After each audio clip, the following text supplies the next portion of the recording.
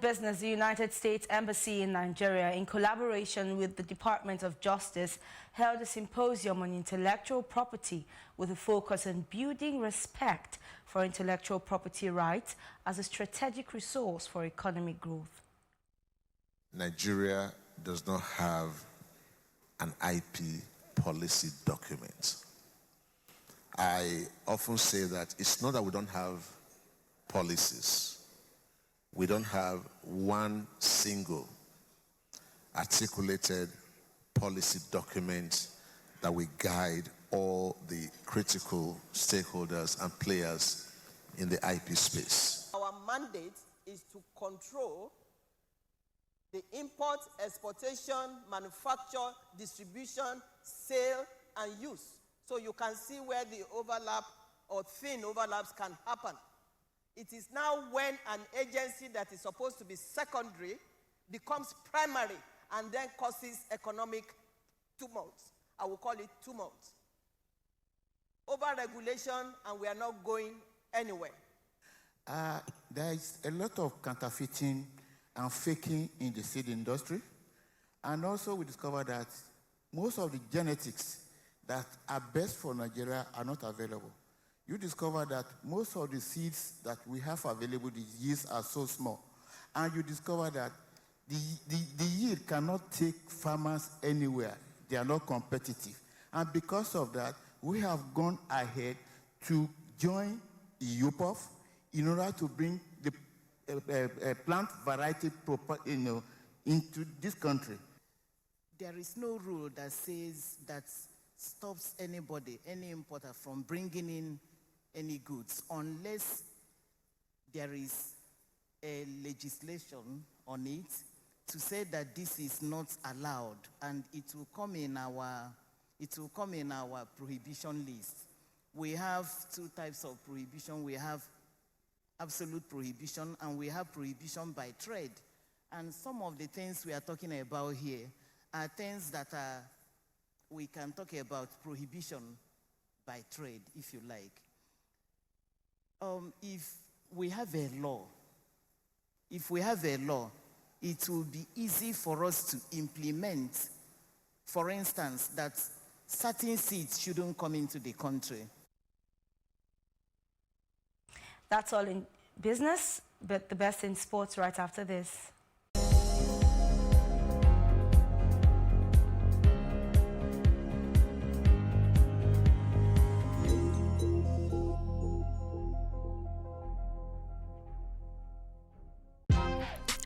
Welcome to Tea Time on Plus TV Africa, where we bring you the biggest entertainment stories and, of course, analyze them for you. You can have both parents and still end up as a useless child. I see them every day. Most times I worry more about where I'm coming from and where I am now, and that determines my next step. Why are you sounding like Alibaba now? Plus TV Africa, we're feeling good. No time to dull, everybody feeling alright.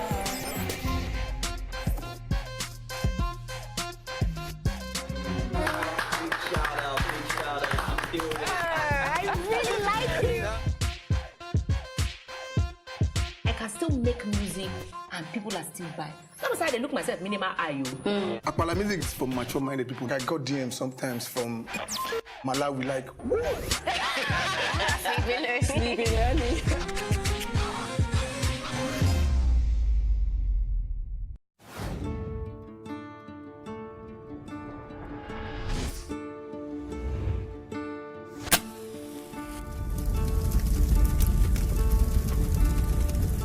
That money will shoot every person that we know can shoot.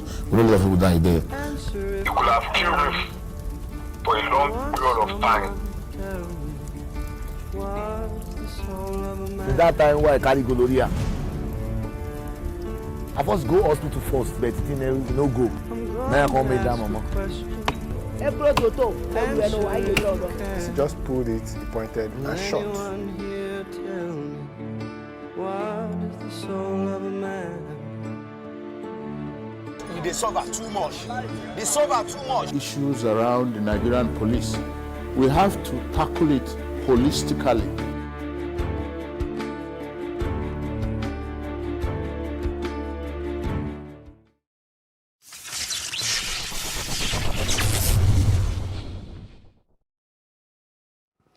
And in sports, the Freestyle Football Championship organized by Fit and Tricks International football freestylers thrilled fans with their talents as the kings and queens of freestyling were crowned. Our sports correspondent Udoka Njoku brings us more. Freestyle football was at its best as freestylers gathered from across the country and across Africa at the Balmoral Convention Center, Federal Palace Hotel, Lagos. Day one of the tournament was the Nigerian Freestyle Football Championship. It had male and female football freestylers who qualified from the regional auditions compete fiercely for the winning prize of 500,000 naira. 2018 champion Blessed Akabudu was dethroned as Benjamin John emerged the new champion, with the latter coming third.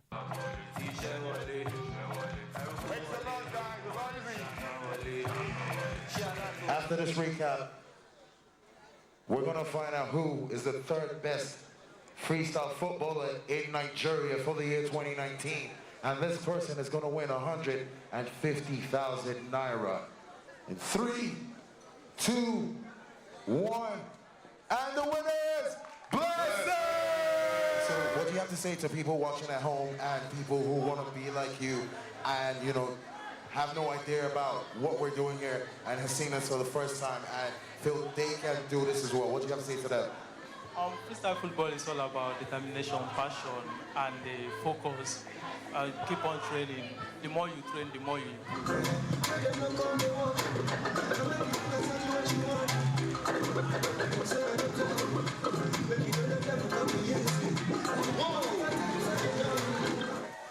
And the winners in 3, 2, 1.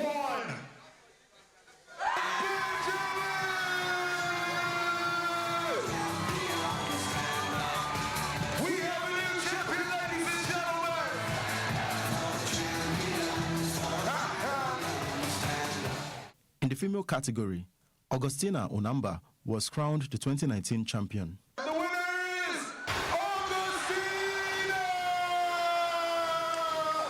Day 2 of the tournament was the Continental Championship, which had lots of talented freestylers, both male and female, battle for the top prize. Abdul Titi Kone from Côte d'Ivoire defended the title he won in the 2018 edition.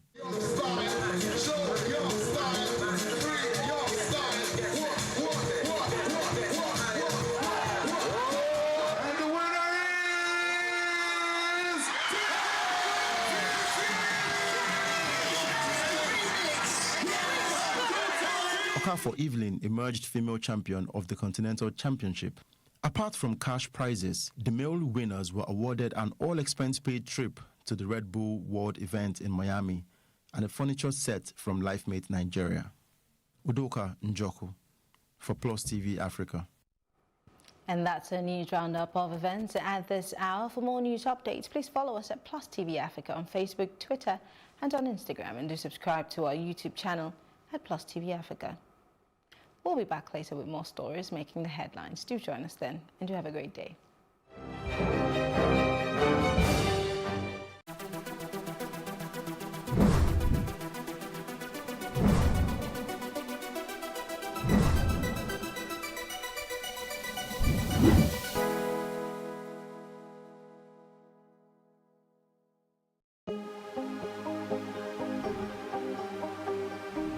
This is it for upcoming artists to blow in Nigeria.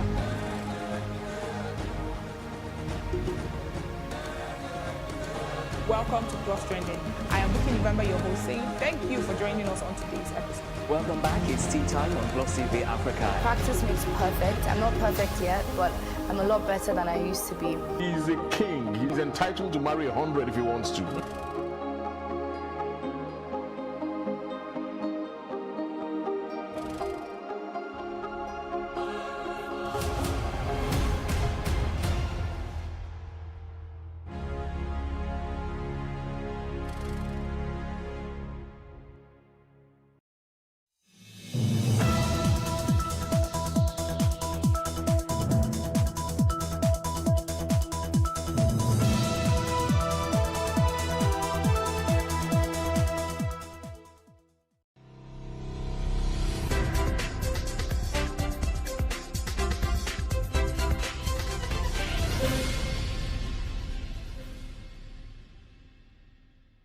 Hi friends, it's been a while. Welcome to another episode of Ladies Talking Business. Today's episode is tailored for individuals who intend moving up the career ladder. To speak on this very essential topic is Chika Owaze, a human resource expert. Chika holds a master's degree in strategic human capital management from Georgetown University. I'm sure she would not mind me calling her the career queen. Stay tuned, guys.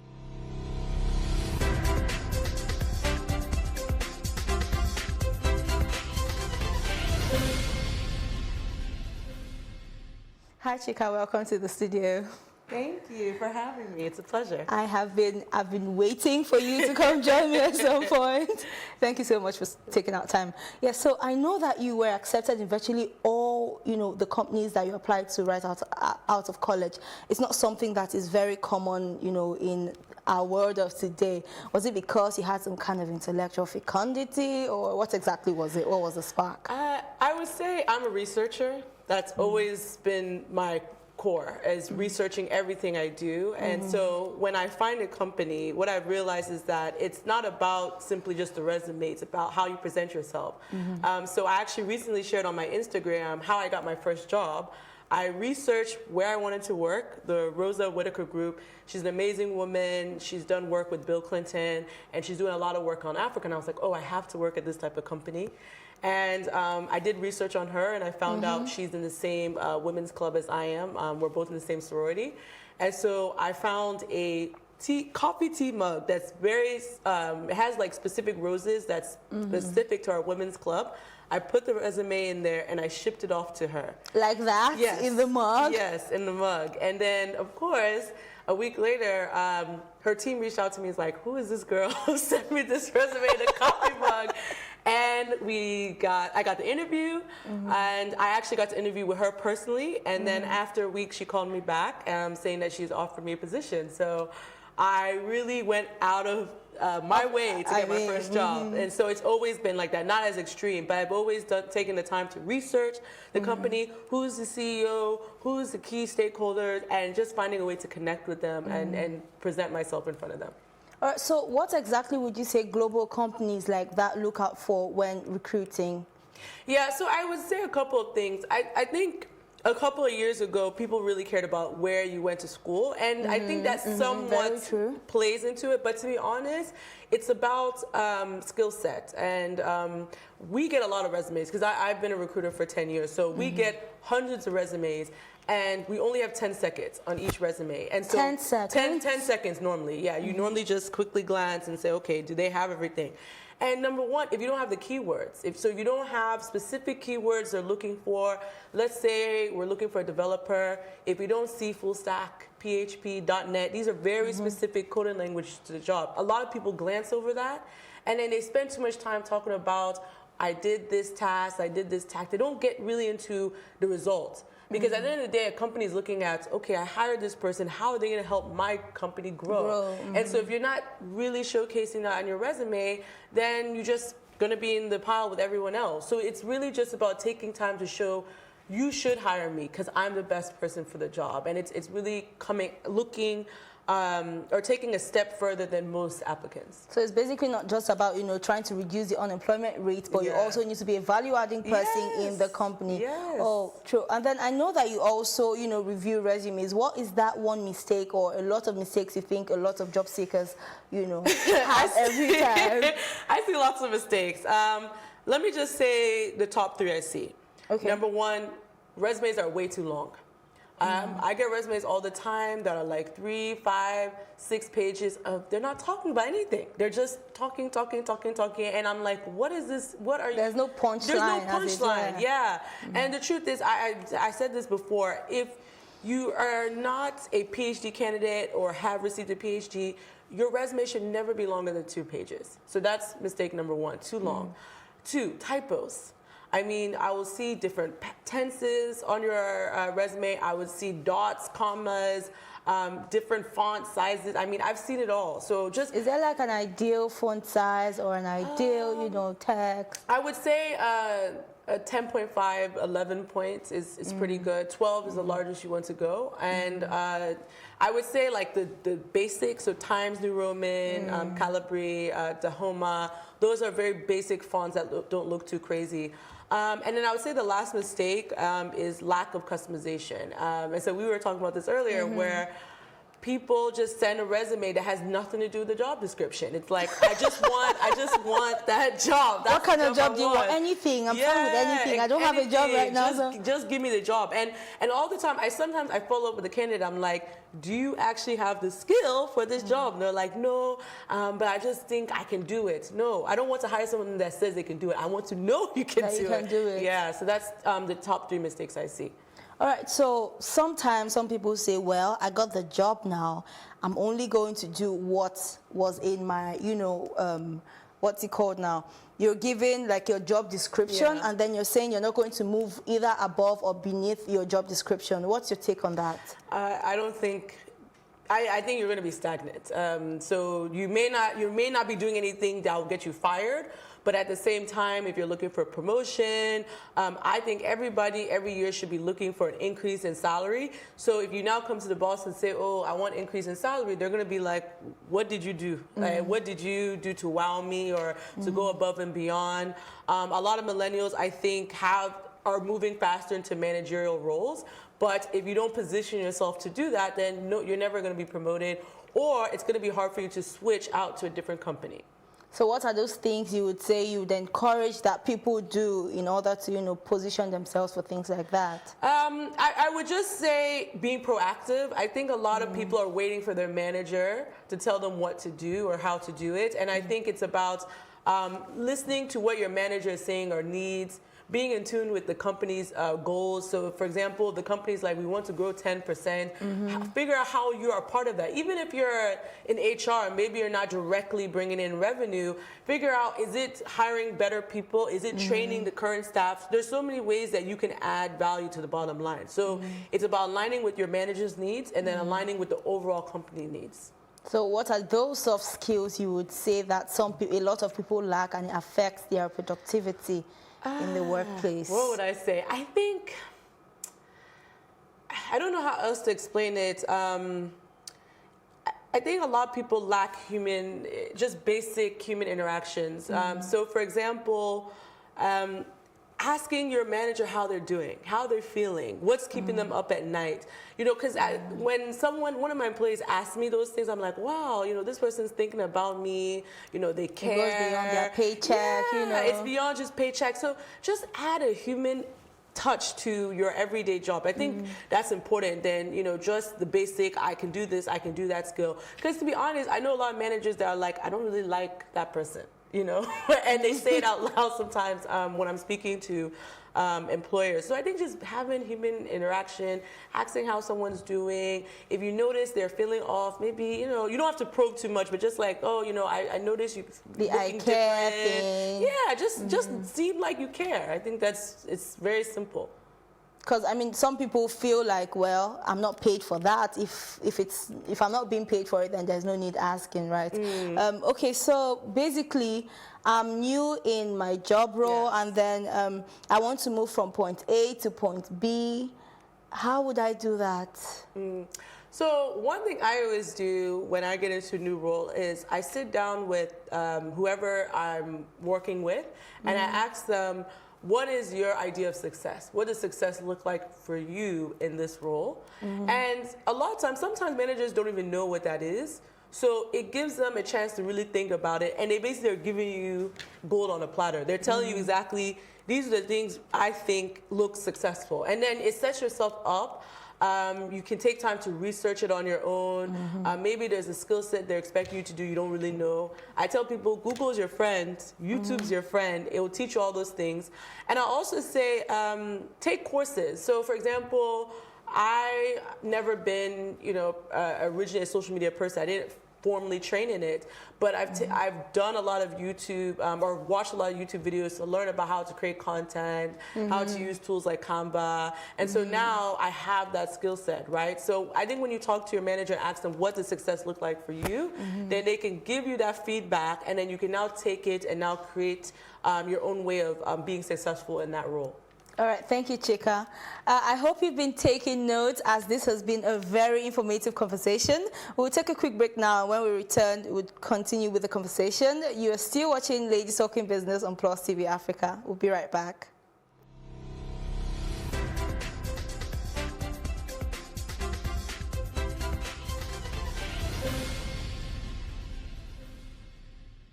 Thank you for staying with us. All right, Chika.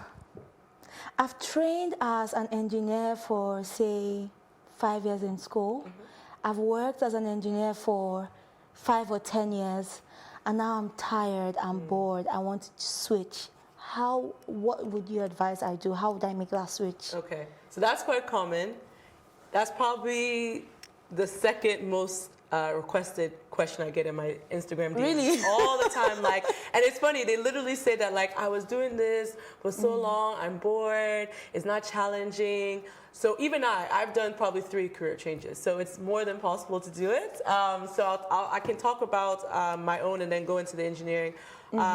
So I actually study psychology, and when you study psychology, you're either supposed to go into HR or become a psychologist. Or it's kind of a mix where it's called industrial organizational psychology, which is the design of work. So those 3 choices, and I decided to go into HR.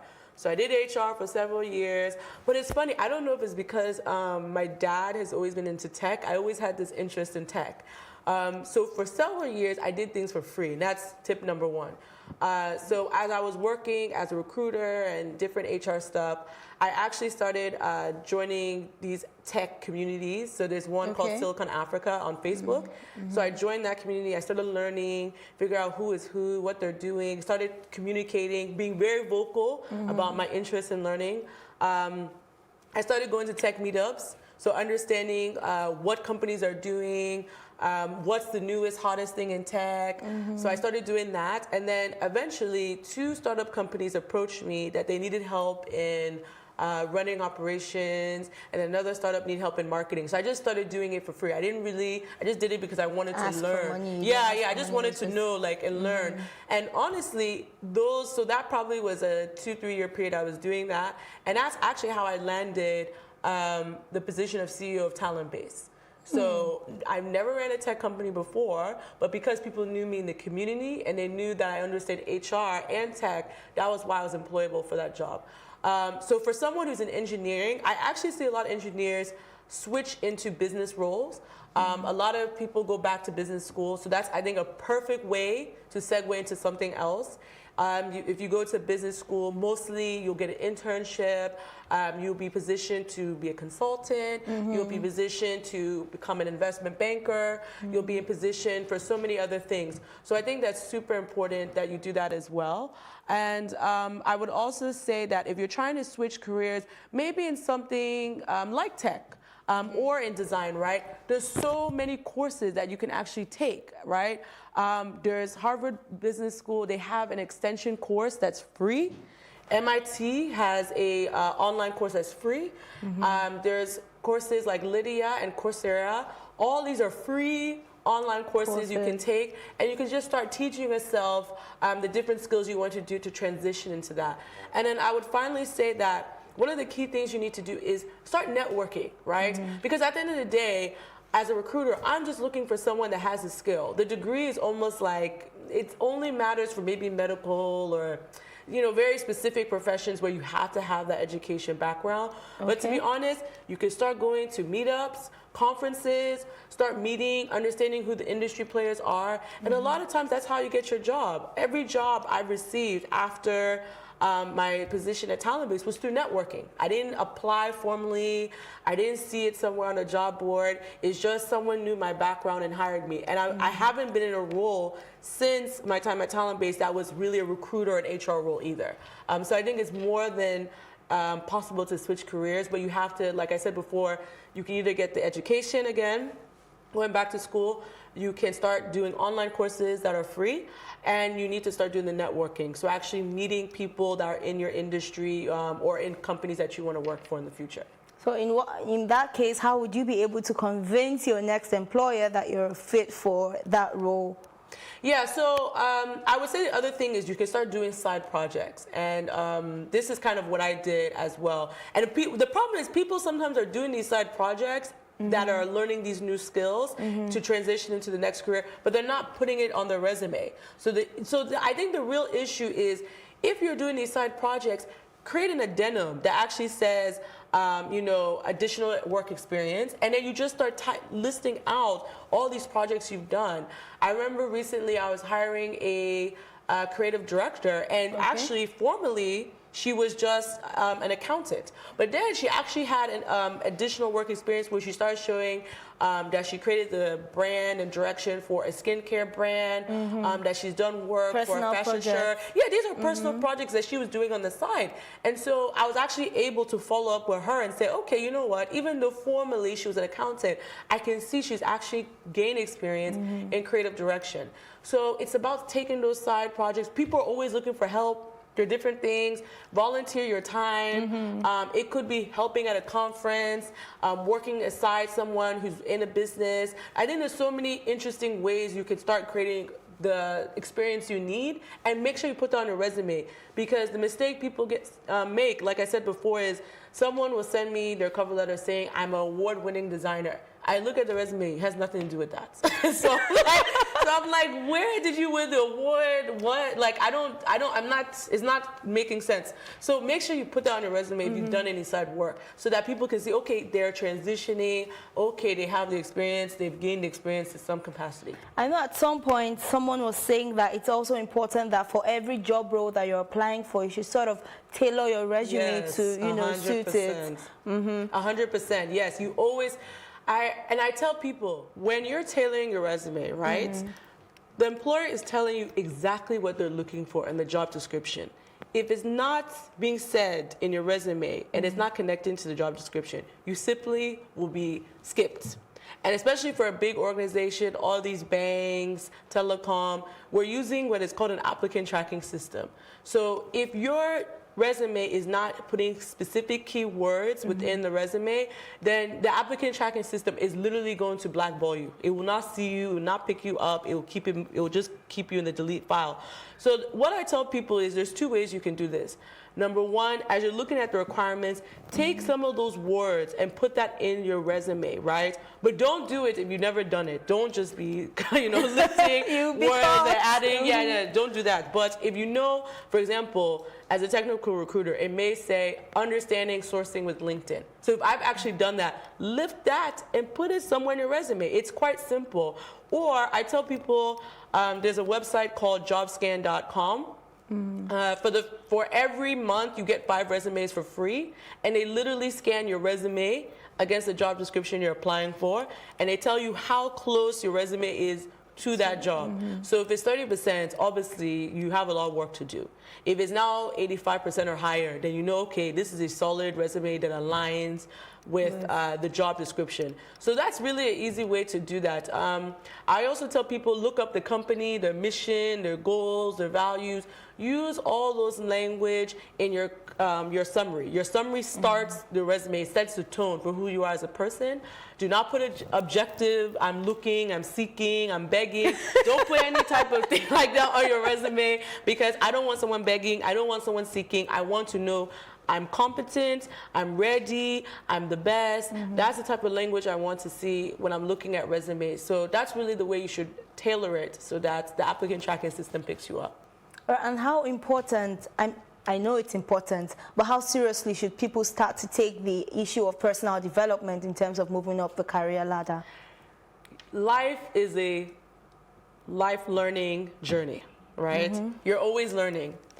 If you are not constantly trying to, I know now Sierra has made this popular, but level up.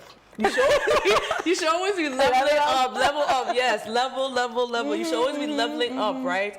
So you have to, because things are changing, right? Now, the job force is a lot of tech is involved. You're seeing machine learning, artificial intelligence, all these high-level IoT, blockchain. The world is changing. So if you are not educating yourself, putting yourself step forward, you will be left behind. It's quite simple as that.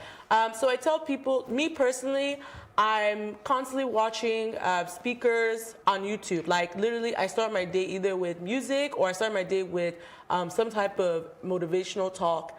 I listen a lot to Gary Vaynerchuk. I believe that's his name. He's really great for social media. He talks a lot about where the world is going, what you should change. If you're trying to position yourself, brand yourself. I listen to Oprah a lot.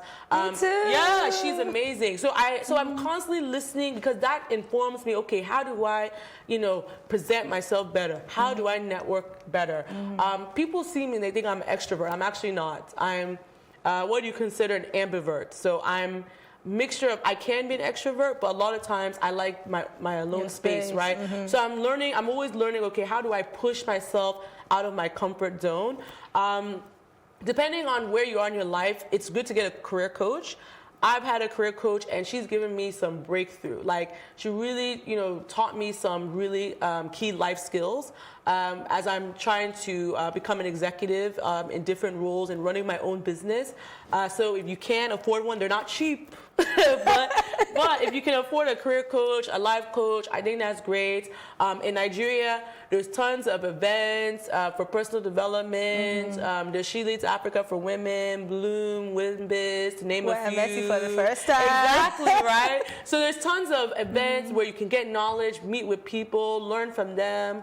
And I also say, finally, when it comes to personal development, I think a lot of times your tribe, so the people that you surround yourself with, that's where you learn a lot from. They always say the 5 people around you are the person you become, right? Exactly. So honestly, in the past few years, I've been paying attention to my tribe. I've been looking at who's around me, what type of people am I associating myself with, and honestly, having key people around me has helped me so much. It motivates me, it inspires me. So I think that's all about personal development as well. All right, so finally, one has been, this time I won't say me, but one has just been laid off from the person's job. How would you say the person should manage such a situation? Yeah, that's not easy. And, honestly, it depends on the company. So if they laid you off because they can no longer afford you. Normally, they should give you a severance. So that's number one. They should give you some type of package where for at least a few months you're taken care of. Now, ideally, you would have saved up for a bit so that worst comes to worst, you're okay for the next few months. Because I do think that if you're laid off, and if you've been constantly updating a resume, networking, doing those things you need to do just so that you always have a nest, then it shouldn't take longer than 3 to 6 months, honestly, to get a new job if you're doing those things. I would also say if you're laid off, honestly, in Nigeria, there's so many, I would say, business opportunities. And it doesn't take much. It could be take a skill you have and start teaching people. I've seen people lately teaching people about how to finance, investment, teaching people how to, I've been doing resume editing as well, so that's a service. So find a way a service you can offer for people. You can take a position such as potentially maybe being an executive assistant for a CEO. A lot of people mistaken that position. It's actually a very powerful position. So look for ways that you can do some services, some ways that you can start earning extra income. To be honest, before you even get laid off, you should always have a side income. I think so. I don't think you should rely 100% on one income. Because if you do, then you're SOL, as they say. You're SOL. So just find services, so something you can offer to people that they will pay you for. I think that's kind of the best way to manage time. I think getting laid off, if you can, that's the best time to either get a career coach, or if you have the bandwidth, take a course on something, a new skill you can acquire, so that you can position yourself for a different type of position. Because if you're laid off, you also have to ask yourself, is the industry I'm in dying? Is the career I'm in dying? So also ask yourself, is this a time to switch careers as well? All right, while you mentioned financing, lastly, some people usually struggle with having to ask for a pay raise. What's your take on this? So to get a pay raise, right, you can't expect your manager to remember all the things you've done for them. Because the first thing they want to do is, we don't have the money, we don't have the budget, you know. So that's the first thing that they want to do. And it's actually, as controllers of costs, that's what they're supposed to do, technically, right? Unless it's the annual raise, then that's a different conversation. How you manage that, though, is, as I said earlier, when you ask your manager or your boss, what does success look like in this role, right? Use that as a way to start documenting every milestone you've done. Every milestone you've completed, write it down, document it. Maybe you have KPIs. Check within your KPIs and say, okay, I've been achieving these things. Or the last thing is, when your manager thanks you for something, oh, thank you for that thing you did for me the other day. Or, oh, you know, I'm so happy you went above and beyond. You know, that's that thing, we really needed help there. Start writing all those things down so that when you have this conversation with your boss or your hiring manager, and they start saying, we don't have the money, you'll just pull out your documents. This is what I did. This is what I did. And then they'll be like, wow, you know what, okay, you did. So now it opens the floor up because now you're showing yourself, I'm valuable to you. So if you don't give a pay raise, I am more than likely to walk out the door, right? And to be honest, any employee that's valuable to me that I've employed, I want to keep them. So anytime my employees have come to me and say, oh, you know, I need a pay raise, or I'm dealing with this challenge, and, you know, other companies are making offers, if I really do find them valuable, I try to find a way to do that raise. So a lot of times, to be honest, if the boss is really not that inclined to give it to you, it's because you haven't shown your value, which is really important. And if you can't, if they can't remember your value, then you have to articulate it for them. You have to show them, this is the value I have. So this is why I always say go above and beyond, so that when you ask for a raise, if you do a negotiation, then it's easy. Then for them, it's, you know, why not? Even if it's 5%, something, you know, just to show appreciation. All right, thank you so much, Chika, for joining me in the studio today. All right, thank you for watching. I remain your host, Irene Ubani. Thanks to my team, and remember, for more exciting and insightful content, do follow us on Twitter, Facebook, Instagram, and YouTube on Plus TV Africa. Bye.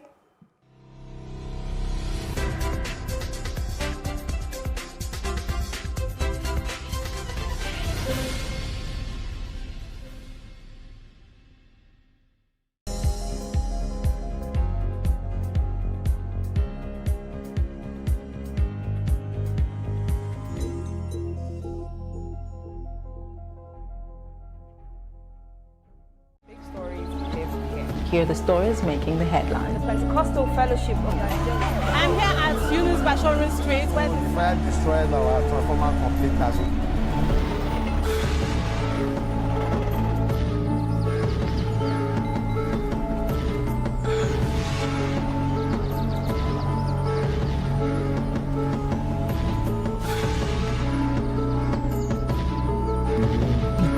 The lowest level you can.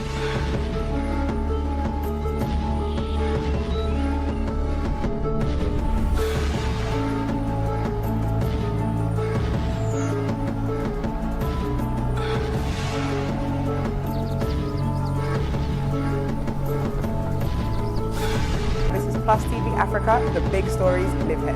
Big stories live here. Big stories live here.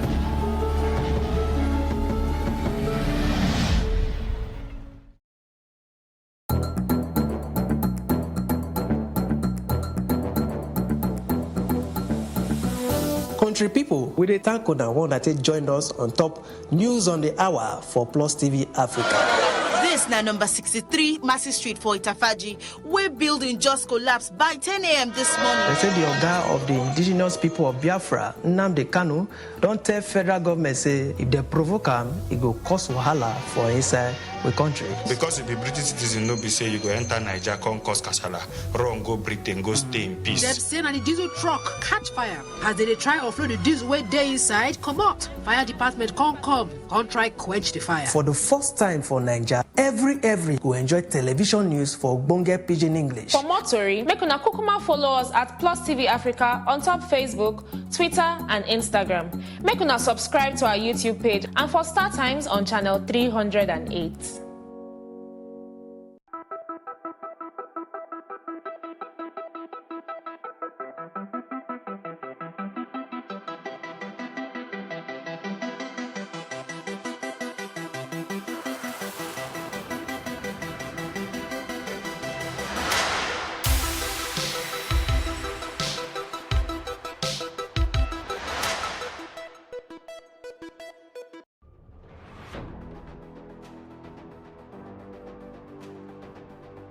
A lot of the jobs that exist today will not exist in the next 10 years. 10 years. When I see people today shouting, we're not too young to run, we are ready to run. Ready to run to where? The people of excellence are, to a certain extent, being held ransom by idiots and bandits. Once you are in government, you believe everything you do is right. And once you are in opposition, everything the government does is wrong. And so it's time for us to take over power.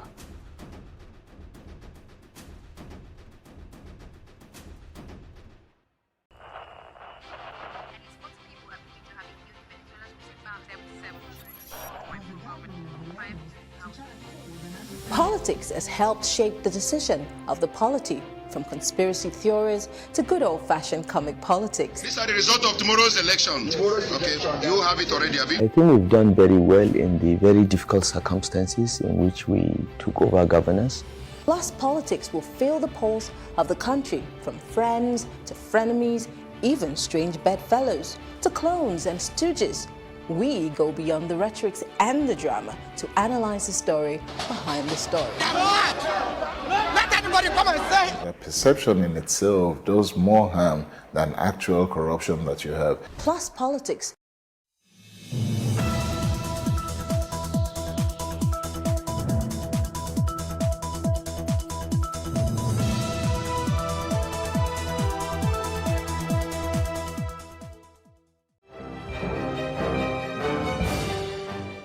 Many thanks for joining us on News on the Hour on Plus TV Africa. Here are the stories making the headlines, and I am Amaka Okoye. Now, South African government on Monday formally apologized to Nigerians and the Nigerian government over recent xenophobic attacks on foreign nationals, including Nigerians in that country. President Cyril Ramaphosa's special envoy to Nigeria, Jeff Radebe, conveyed the apology when he met with President Muhammadu Buhari at the presidential villa in Abuja on Monday. Addressing State House correspondents after the closed-door meeting with the Nigerian leader, Radebe said President Ramaphosa had already directed the law enforcement agencies to apprehend all those involved in the attacks. Radebe, who is South Africa's Minister of Energy, said over 50 suspects had been so far apprehended in connection with the xenophobic violence which erupted in some parts of South Africa.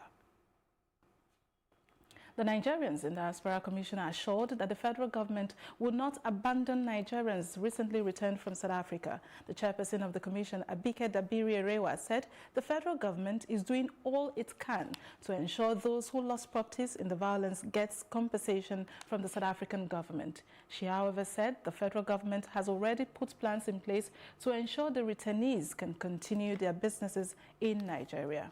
Expect the state governors to take responsibility for their citizens that have returned. Now, I'm going to stress one thing. Those who returned are not criminals. In fact, they are very hardworking Nigerians. Very hardworking, and they've lost everything they ever worked for in South Africa. So their only crime is being black and being Nigerian. So let's stress that none of them they are very hardworking Nigerians. I mean, we had fathers separated from their children. We had a mother, there's a widow with 4 children who just had to come back home.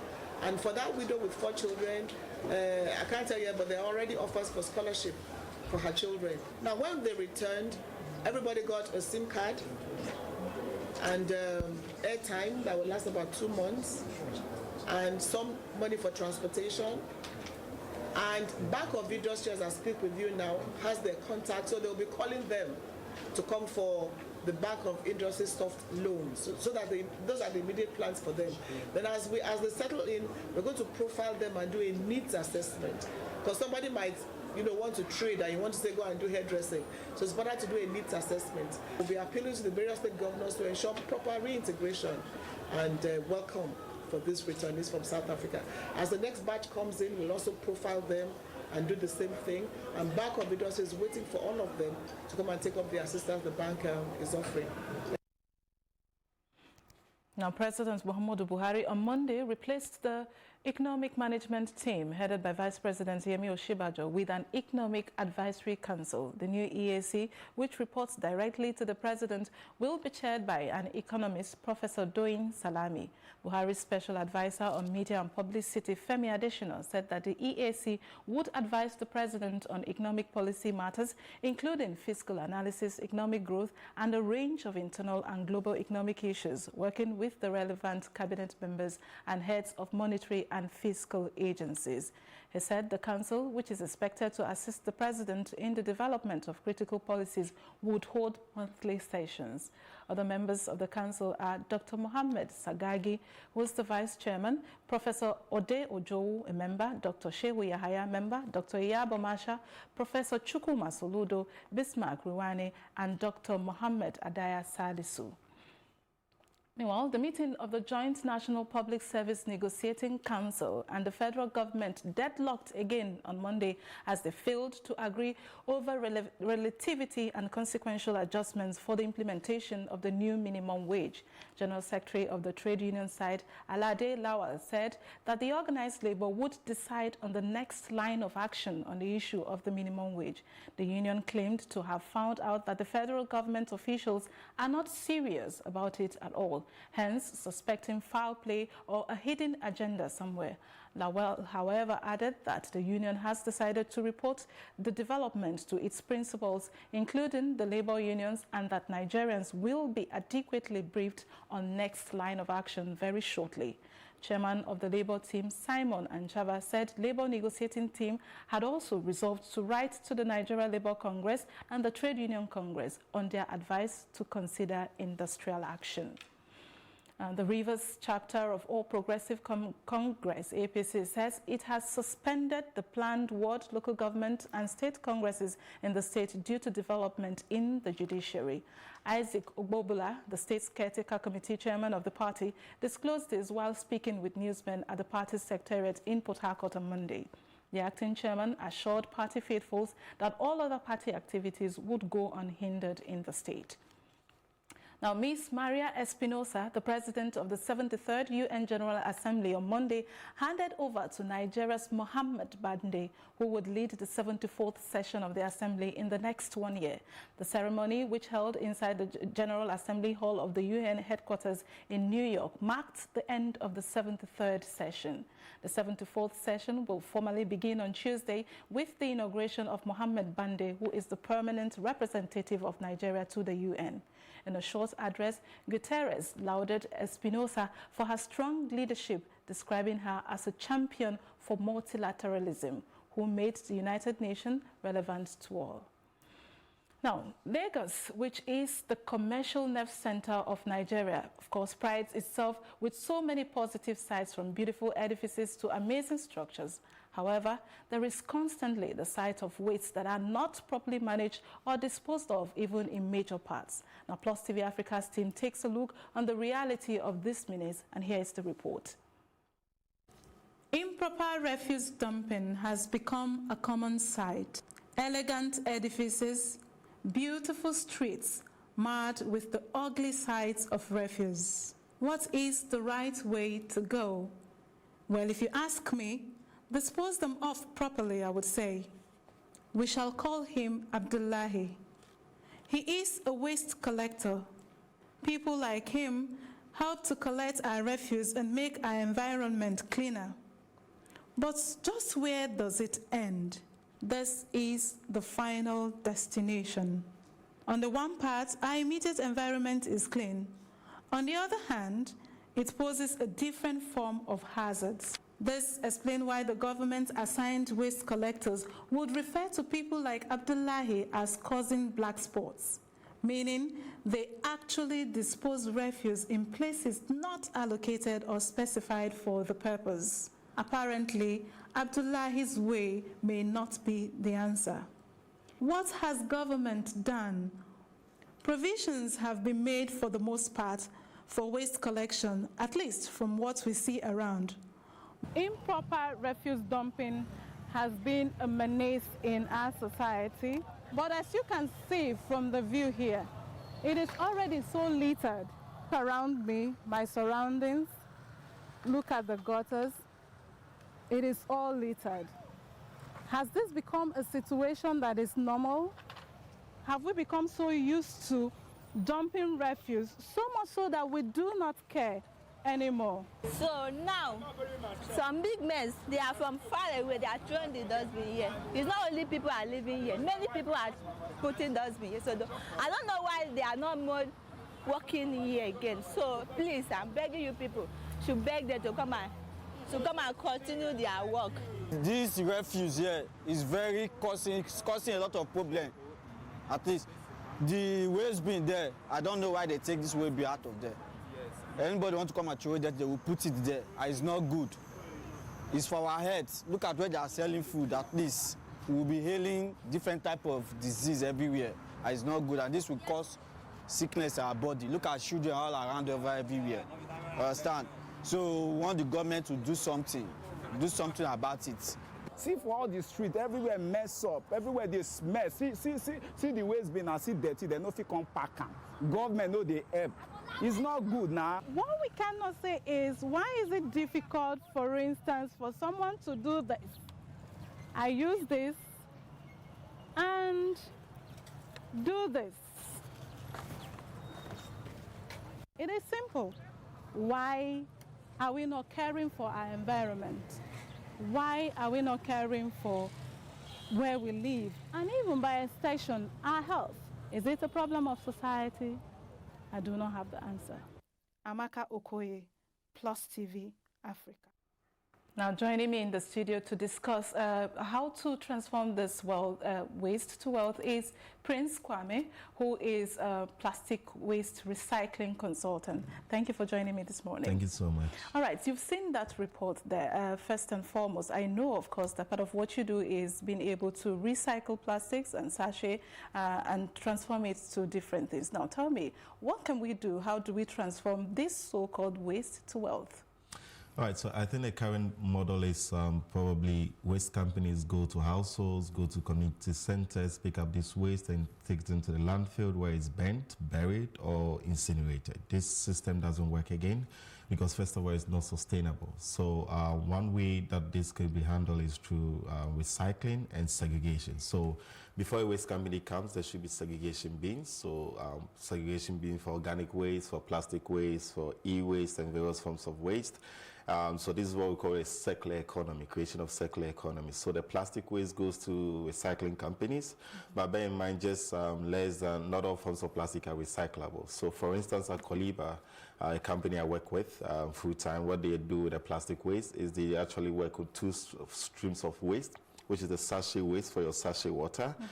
This is actually recycled into pellets and then exported for companies, specifically companies that do new things with them. So make chairs and make plastic chairs from them and all that. Second option is a bottle, which is the PET bottles. So these are called the Nestle drinking water bottles, and those ones are converted again into various items, which is used for bottle to bottle. So it's recycled back into bottle.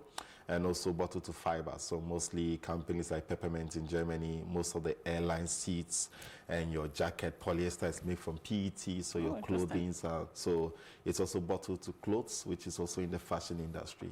So that the waste stream on the landfill is massively reduced. So I think these are sustainable ways we can see how that we can transform and reduce those waste in the value chain. Okay, so having said that, I was there and I saw what you do in Ghana. And now speak to me how this has materialized also into a big chain of business.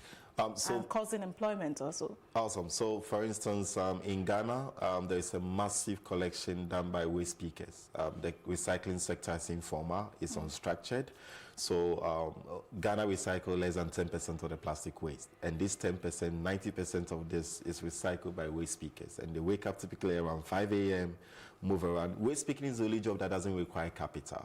It will surprise you that there's a huge amount of recycling happening in the rural communities than in the developed communities. This will be shocking because in Ghana, I don't know about Lagos, but in Ghana, what I know is that people segregate their waste because they know an old woman will come, a middleman will come and pay for it. They don't care about the environment, but they know that they are segregating because they need to survive, they need to earn money. But in irony, they are protecting the environment. But in middle and high income households, waste companies don't provide those services, so everything goes in the same bin ends up in a landfill. The same waste picker comes back for that same trash that flew from the middle and high income household and then picks them up because they don't need revenue. So what our business model is doing, it has escalated, it's created more jobs in the sense that we are rolling out segregation programs. So waste pickers now move out from the landfills and can connect to households that are segregating their waste. And now they have access to non-polluted waste, which is much more of high value, so they are paid more for it, which is high income for them, and then there's consistent pickup of this waste. So there is more job creation because of that transformation and segregation of waste. All right, that's great. And then finally, how can this be replicated? You know, we know there are so many conversations now about caring for the earth. It's a global issue now. So how can this be replicated in other parts of Africa, you think? I think it's the same problem across West Africa. So look at Ghana to Nigeria, Nigeria to Burkina Faso. It's the same waste problem. So I think there are already waste pickers on the ground. What is involved is a sort of innovation for startups and new businesses and even waste companies to leverage on these network of waste pickers and see how to formalize their role, and because waste companies alone cannot address this problem. So at Coliba, the company we work with, they use a tech support system, which is a SMS-based and mobile platform to put recycling services at people's fingertips, which connect waste pickers to these services. And so the work is not just on generic waste companies. So this can be easily replicated with technology and with the right people on the ground. Thank you so very much, Kwame, for joining me and sharing your thoughts there. And now it's time to take a quick break. Stay tuned for more news when we return.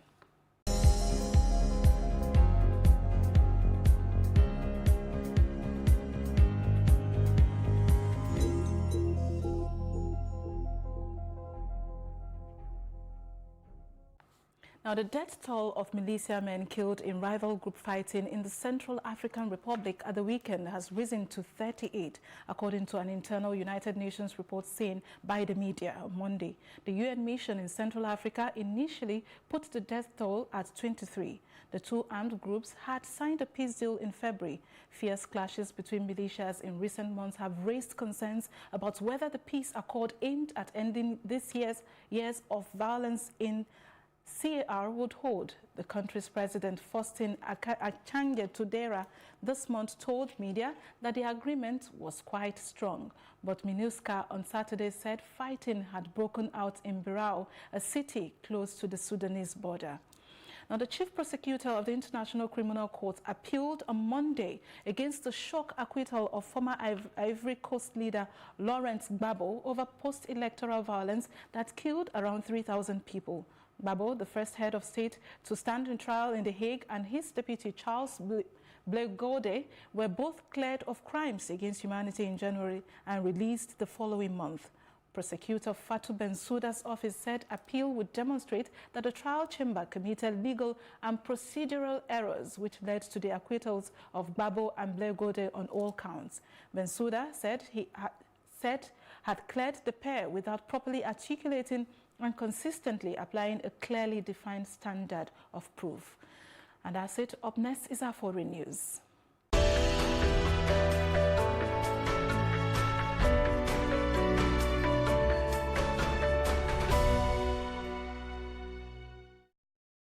And on the foreign scenes, Israelis are voting in their country's second general elections in 5 months. Prime Minister Benjamin Netanyahu called the snap election after failing to form a governing coalition with a viable majority after April's vote. The final opinion polls put his right-wing Likud party neck and neck with its main challenger, the centrist Blue and White Party, led by former military chief Benny Gantz.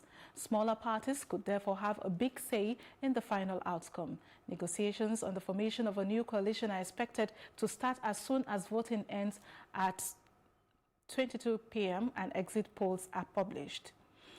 Now, the Prime Minister Boris Johnson's government will seek to persuade Britain's top court this week that his decision to suspend Parliament until shortly before the date for Brexit was not illegal, as Scottish judges concluded last week.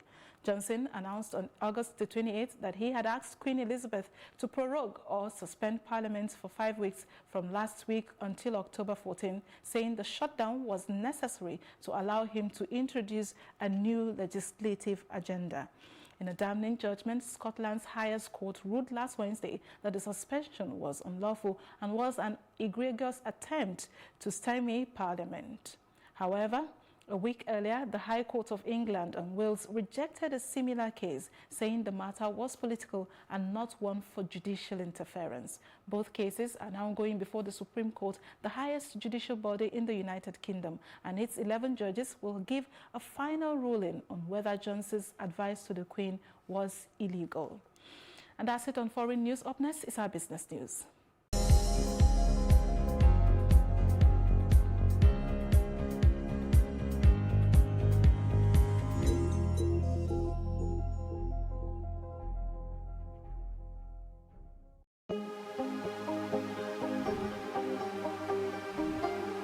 It for upcoming artists to blow in Nigeria.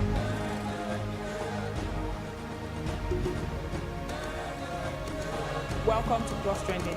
I am Buki November, your host, saying thank you for joining us on today's episode. Welcome back. It's tea time on Plus TV Africa. Practice makes perfect. I'm not perfect yet, but I'm a lot better than I used to be. He's a king. He's entitled to marry 100 if he wants to.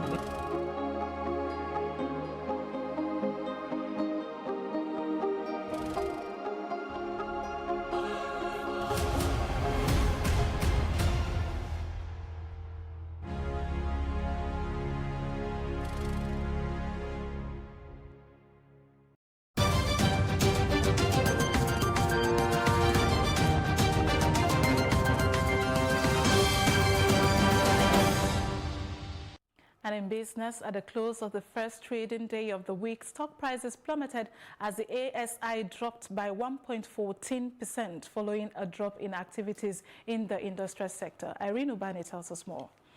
The all-share index dropped by 0.74 basis points to close at 27,574.32. Total deals recorded at the end of the trading day was 4,795, with an equity capitalization of 13.423 trillion naira. Okomu Oil led the list of top gainers, closing at a share price value of 52 naira 90 kobo per share, while Guarantee closed at a share price value of 28 naira 50 kobo per share. However, Airtel Africa declined to a share price value of 315 naira per share, while CAP dropped to a share price value of 23 naira 25 kobo per share.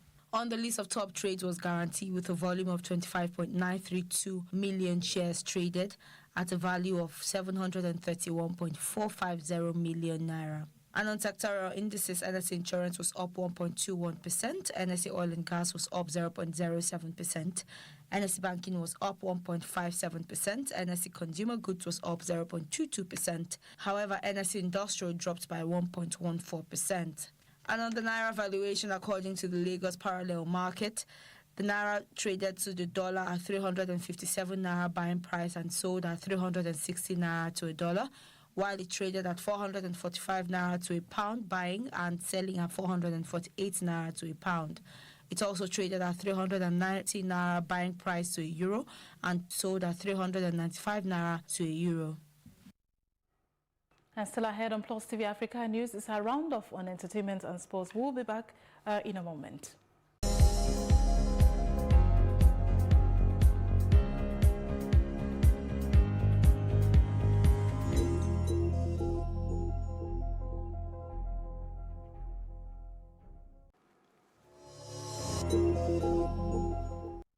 And in entertainment, an Igbo-Shere Magistrate Court in Lagos has granted popular Nigerian musician Johnson Huga Oyindamala, also known as Dami Crane, bail in the sum of 50,000 naira with one shorty in the like sum. The magistrate AFO Botoku also adjourned the case till October 11th for the commencement of trial. His lawyer Adebayo Onielu, while applying for his bail, said the defendant is a well-known musician who has not been convicted of any crime, and this is the first time he will be accused of one. The musician had earlier pleaded not guilty to the 3 counts charged preferred against him by the police.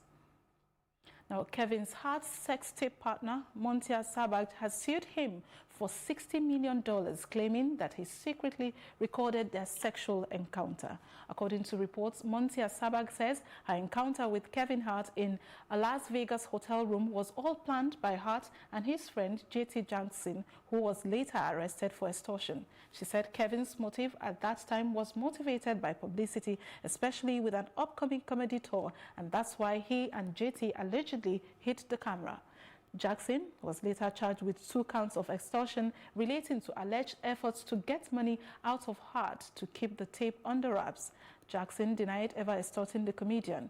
Kevin Hart had continuously denied the claims, insisting that he was also a victim. Now, that's it on entertainment. The very best in sport right after this.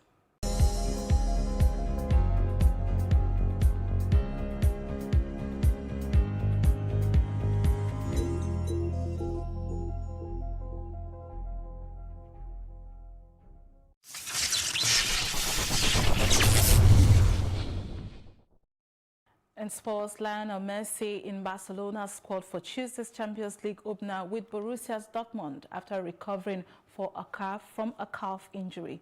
The Barca captain last played in July during the Copa America for Argentina and has missed Barca's opening 4 games. Messi was passed fit by the medical team to return after Monday's training session. Barca have also won 2 of 4 La Liga games without him. Ansu Fati is also included in the squad after 2 goals and an assist in 116 minutes of La Liga football. And that's our news roundup of events at this hour. For more news updates, please follow us at Plus TV Africa on Facebook, Twitter, and Instagram. And do subscribe to our YouTube channel at Plus TV Africa. We will be back later with more stories making the headlines. Do join us again. I am Amaka Okoye. Do have yourselves a great day.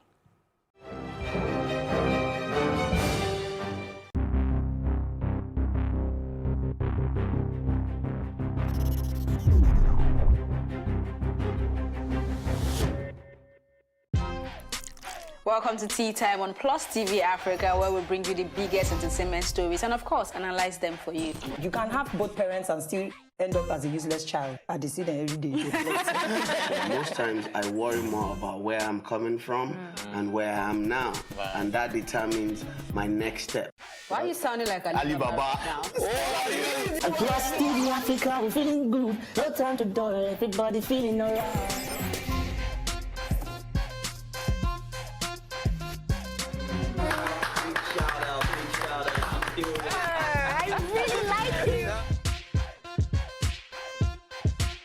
Make music and people are still buying. Sometimes I look myself minimal IO. Akpala music is for mature-minded people. I got DMs sometimes from Malawi like, sleeping early.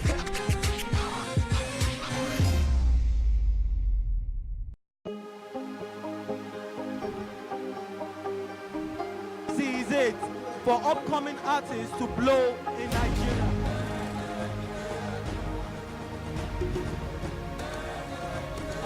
Welcome to Plus Trending. I am Buki November, your host, saying thank you for joining us on today's episode. Welcome back. It's Tea Time on Plus TV Africa. Practice makes perfect. I'm not perfect yet, but I'm a lot better than I used to be. He's a king. He's entitled to marry 100 if he wants to.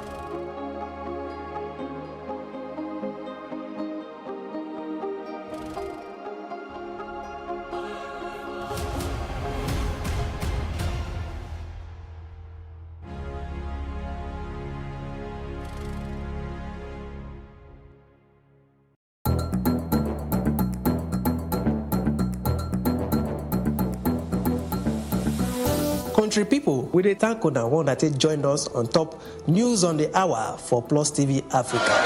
This na number 63 Massey Street for Itafaji, where building just collapsed by 10 a.m. this morning. They say the Oga of the indigenous people of Biafra, Nnamdi Kanu, don't tell federal government say if they provoke him, it go cause wahala for inside the country. Because if the British citizen no be say you go enter Niger, come cause kasala, run go Britain, go stay in peace. Them say na the diesel truck catch fire as they try offload the diesel way they inside. Come out, fire department come try quench the fire. For the first time for Niger, every will enjoy television news for Ogbonge Pidgin English. For more tori, make una kukuma follow us at Plus TV Africa on top Facebook, Twitter and Instagram. Make una subscribe to our YouTube page and for Star Times on channel 308.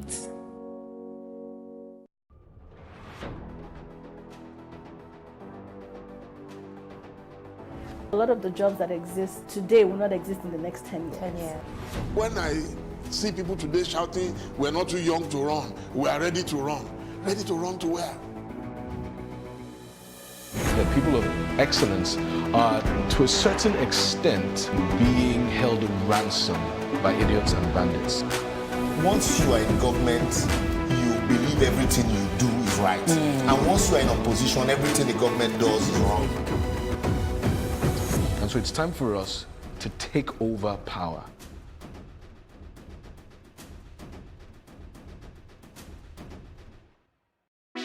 Hey, what's up, guys? You're welcome to another edition of Plus Event, and I remain your host, Ifeoluwa Oshuke. Your absence isn't an excuse anymore, as Plus Events is all you need, as we bring you the glitz, the glamour, and loads of fun. Oh, definitely. No question. He's a living legend.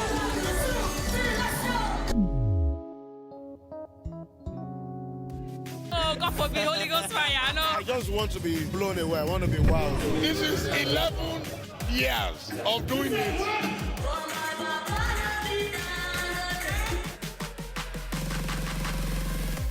I'm surrounded by so much positivity. No, it's okay. Yo, what's up, my people? It's your boy Starboy Terry. You're watching Plus Event on Plus TV. Stay glued to Plus TV Africa every Saturday and Sunday, 4:30 p.m. West African time.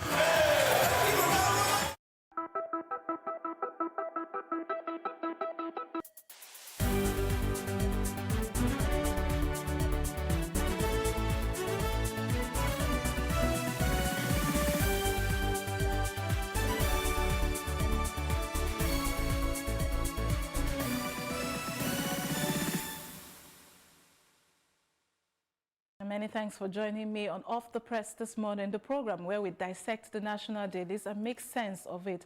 And with me this morning in the studio to dissect and, of course, understand the issues emanating from our dailies is Tubosun Akeju, Reputation Manager and, of course, Public Affairs Analyst. Good morning. Good to have you this morning. So there are so many stories here popping out, I can see. And up for review this morning is the Punch newspaper. We are beginning with the Punch newspaper. And it says on the front page, doctors' exodus now more alarming, says NMA. You find that on page 2. 60 doctors dump Lagos hospitals every 6 months. This is from NMA also. 700 doctors leave Nigeria annually, says First Vice President. All my mates have left Nigeria. United States-based doctor is saying so, affirming what we see there on the headline. And then we see Salami Soludo panel replaces Oshibajo economic team. That's on page 26, as now displayed on your screen there. And Chad Niger herdsmen to benefit from federal government's livestock scheme. You find that also on page 42. Rivers, Niger, Benue's rise heighten. River Niger, Benue's rise heightens flood alarm. You find that on page 43 also of the Punch newspaper as displayed there. And then from the top, on the top bottom, we have a picture stories there of the president and the envoy from South Africa. South Africa apologizes for xenophobic attacks. Envoy meets President Buhari on page 42. Now, APC reacts as tribunal upholds Makinde's election on page 12. Singer Dami Crane arraigned for threat to life. Policeman, 6 others die in Lagos Osun Rivers crashes. You find that on pages 4 and 5 of the Punch newspaper as displayed there on your screen. And then 5 UTME candidates face prosecution for falsifying scores. That's very serious. You find that on page 43. Now, Tubosun, where do we begin this morning? I think we should talk first about the exodus of the doctors. I'm surprised NMA is just saying it's more alarming. While I agree that the health sector in Nigeria is facing a major problem, the issue with the doctors is a bit unique because they're not the only ones trying to leave Nigeria. I think that on average, Nigeria at this wants moment to escape, wants so to to escape, you know, wants to get another passport or wants to leave the country. And it shows that people are actually losing faith in the entity called Nigeria.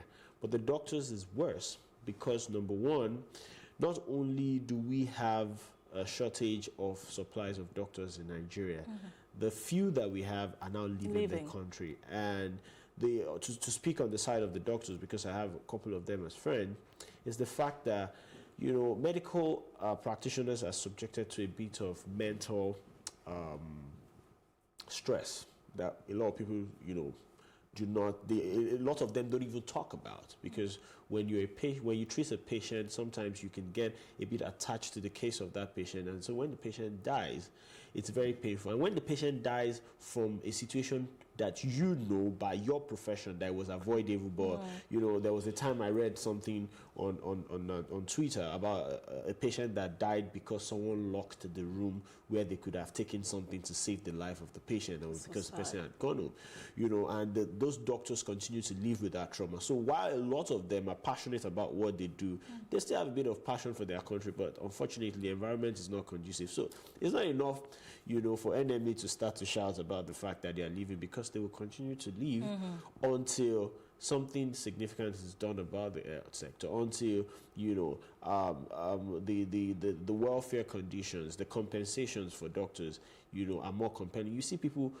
before now, professional courses in school was an assurance that when you get out of school, you get a good paying job. The case is, that's not the case anymore, sadly, you know, in Nigeria. So a lot of these people are like, I want to get out of this country to go and get somewhere. So I mean, the 700 doctors, I saw the numbers I saw online yesterday, only to UK was more than 700. Only to UK was way more than 700, you know, annually. And I think that we have a big problem on our hands, because if the middle income earners and the professional hands are leaving our country and going to another place, then in the next 5 to 10 years, then we're going to have a dearth of good hands to even work and develop and help us create a GDP, you know, that that is enviable in a country like Nigeria. Yeah, and I also think that this is good, because you recall that at some point, you know, the former minister of Chris Ngige was heard saying that, oh, we have so many doctors, and if they want to leave. But so it's good, again, it's a good thing that this is in the fore. So we know. At least we've identified it as a problem, and then we can take it up from there. All right, I hope we take it up from there. And so what are your thoughts now? South Africa is apologizing for the xenophobic attack. I'm not sure what the apology is about, because in another breath, some of the officials have said that Nigeria was overreacting, and I'm surprised. You see, it also goes back to show how much value, or perceived value, the Nigerian life is, because if you kill just one single citizen of the United States of America, you will know that the United States of America is not overreacting. So while, you know, the apology is a step in the right direction, about over a week after we've had this situation, I think it long overdue? It's long overdue. I'm not sure about the sincerity of the apology, and I still strongly believe that what is going on, again, I mean, I like to go to the root cause of issues. The problem is not only in South Africa. I read a post on Twitter, again, over the weekend, and it was a bit worrying. And someone had said that, he or she went to give a presentation somewhere in a school in the US, and the whole faculty had, you know, had Nigerians on it. That Nigerians seems to always move somewhere and, you know, take over that space. And you think that the only problem we have is in South Africa. No, we have the same issue in places like Ghana. You know, we have the same issue in Kenya. I've seen videos on social media where Kenyans were complaining about the fact that Nigerians, you know, are a bit domineering. It goes to show that, and this is what I say jokingly with my friends, to say that a lot of the things that other countries are going through now, Nigerians have gone through it in the 90s. We've had our fair share of difficulty. So we've become an extra resilient people. So anywhere we find ourselves, you know, we go full throttle, and that's why everybody seems like, why these people would be aggressive and all of that. Want to survive. Exactly. We are just very, you know, we go very hard. You know, so I think what this is saying to us as a people is that there's a need for us to look inward, develop the Nigerian space so well that other people don't start to see us as a threat, because they know that these people have a second redress. Like, if you don't want them in your country, they'll go back to their country and do well for themselves. And they will be just fine. Yes, and they will be just fine. I think that one of the reasons why Nigerians are being treated the way they're, you know, we're treated is because it seemed to appear like going back home is worse. So the apology from South Africa is a step in the right direction, but I think that something more definitely has to be done so that this xenophobic attack will not happen again, and so that there is, because there also seems to be a bit of a political gain for the South African politicians in supporting the South African people to say that, oh, the Nigerians are taking our jobs, they are doing this. So South Africa must on its own go on a drive to reorientate their people about the importance of having foreigners and how to manage foreigners, while Nigeria back at home must also treat itself to ensure that, you know, the thing on the mind of an average Nigerian is not to get out of the country to look for, you know, a greener pasture, because it seems like the grass is actually greener on the other side. Yeah. I mean, I tend to agree with you, you know, with what you've just said. If we get our acts together as a nation, probably would not be in some of the situation. I mean, one of the things that an analyst said here on Monday or last week was, these returnees coming back, it actually looks like from fry pan to fire, sadly, you know. And then you wonder, where's the old saying of no place like home, if that's the situation. So I agree, if we get our ass together, it will be a good place and safe place. That's it. All right, so any other? I think one last one from the Punch will be the direct remittance to Nigeria rising by 137%, you know, in the first 7 months of 2019. While you would say that, you know, if you compare that remittance to last year, you could say because we were preparing for the elections last year, there might have been a bit of withdrawal from, because these remittances are not just domestic, they're both the business and, you know, domestic. But 137 is significant, percent increase is significant. I'm glad to see that. I think that the lesson and what is very important for us to take out of this is the fact that the Nigerian culture, the African culture as a whole, has become more attractive on the global scene. And it's very important for us, you know, to take advantage of this wave, because it will move again. The Nigerian entertainment and media space is the fastest growing in the world at the moment, and I say it all the time in the course of my work that one of the evidences, which is very, very strong, is the fact that Nigeria had almost 5 artists on the Lion King's album by Beyonce. It goes to show how much of our music they really like. And if you go also to talk about the Nigerian attire, you know, you see even people, influencers like TD Jakes, you know, and a lot of people now, they wear the Nigerian attire on and on, you know, without apologies. And I was speaking to a tailor who was saying that, oh, he suddenly noticed that there's been an increase in demand for his clothes from the US. And he used to have a lot of that from the UK. Well, because the UK has a lot of Nigerian community. But I said it's from the US because when you see influencers and big people like this, or Nigerians who now proudly wear this thing, has become globally acceptable.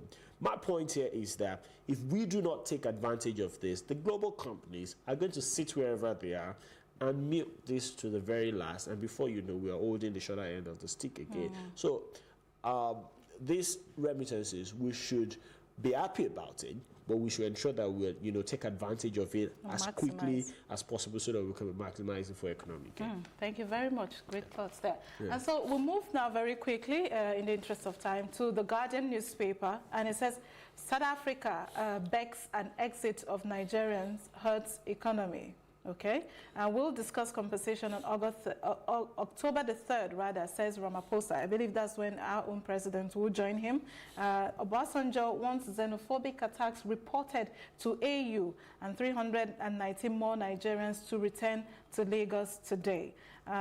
You find that on the front page as displayed there on your screens of the Guardian newspaper. And to the left, it says Labour and FG meeting on minimum wage implementation deadlocked again. So there's no agreement yet. They say they're going to brief the public of what will be their next line of action. The minister blames stagnant growth on unimplemented NESG reports. That's on page 7 of the Guardian newspaper. And telecoms operators rectify 6.7 million of 9.2 million irregular mobile lines. That news is on page 7. And Igbo take alleged marginalization by federal government to the United Nations. You find that also on page 8. And EU moves to give goods from Nigeria and others visibility, just like what you're saying. Exactly. So thankfully they are thinking ahead, so to speak. So you find that also on page 9. So which shall we begin with? I'll talk a bit about the minimum wage. Okay, there's no agreement issue. I have a bit of a different opinion to the issue of minimum wage. Why so? I think that we have, I mean, there's no cry when the head is off, but it's important to also properly understand our problem to be able to give proper solutions to it. Okay. I think that at the stage the country is, what the union leaders should be fighting for are the social amenities that will make life easier for the average Nigerian and not the minimum wage. Because the same, by increasing the take-home of the average worker in the Nigerian workspace, what you've increased is the spending power, which is not for how many people. What's the ratio of the people employed by Nigerian governments at both states, local governments, and state level compared to those who are not employed by government? But one thing that we can all share,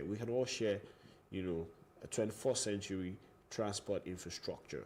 We can all share a 21st century health, facility around. Maybe you work for government or you don't work for government. That's correct. We can all enjoy power. But I understand that the Labour has gone this route because people like the government has refused to reduce its over-bloated size. The legislators have refused to reduce how much they earn. But I don't think that two wrongs makes a right. That's correct. I think that one of the reasons the government have given for increasing VAT is because of this minimum wage. So what we're doing is we're just going down the wrong road. It will lead us nowhere. So, going in the right direction is better than speed. Do you understand? Yeah. Why speed is important, but if you're moving at a fast, speed in the wrong direction, you're not going to get to the desired destination.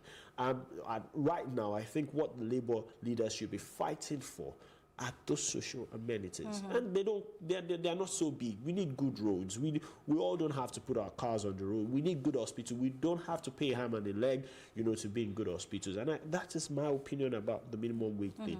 I'm not sure this country can afford that new minimum wage.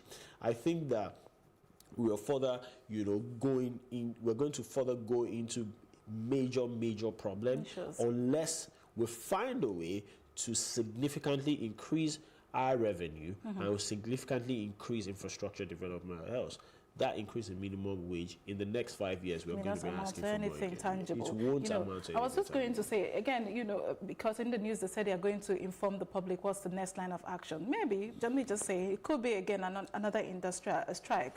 But does all of this strike again? Does it even give answers? Does it amount to anything? I'm quite sure that if they should go on any strike right now, it will be less effective and they will lose their bargaining power. I mean, it's going to make the government, less popular, but everybody, we are becoming more informed about this issue. So it's going to be their word against us. If they are able to force the legislations to reduce their pays and benefit, if they are able to get government to reduce, their size, maybe that would be a game. Maybe that would be a game. I think that those are the things that we should fight, not this direction. I don't support that school of thought. All right, very quickly there, please grab a copy of the Guardian newspaper and get all of this. And then as we move now to Vanguard, up next for review is the Vanguard newspaper, and it says here, Ramaphosa apologizes. That's the big story there. And we see the picture story of South African envoy at Aso Rock Villa.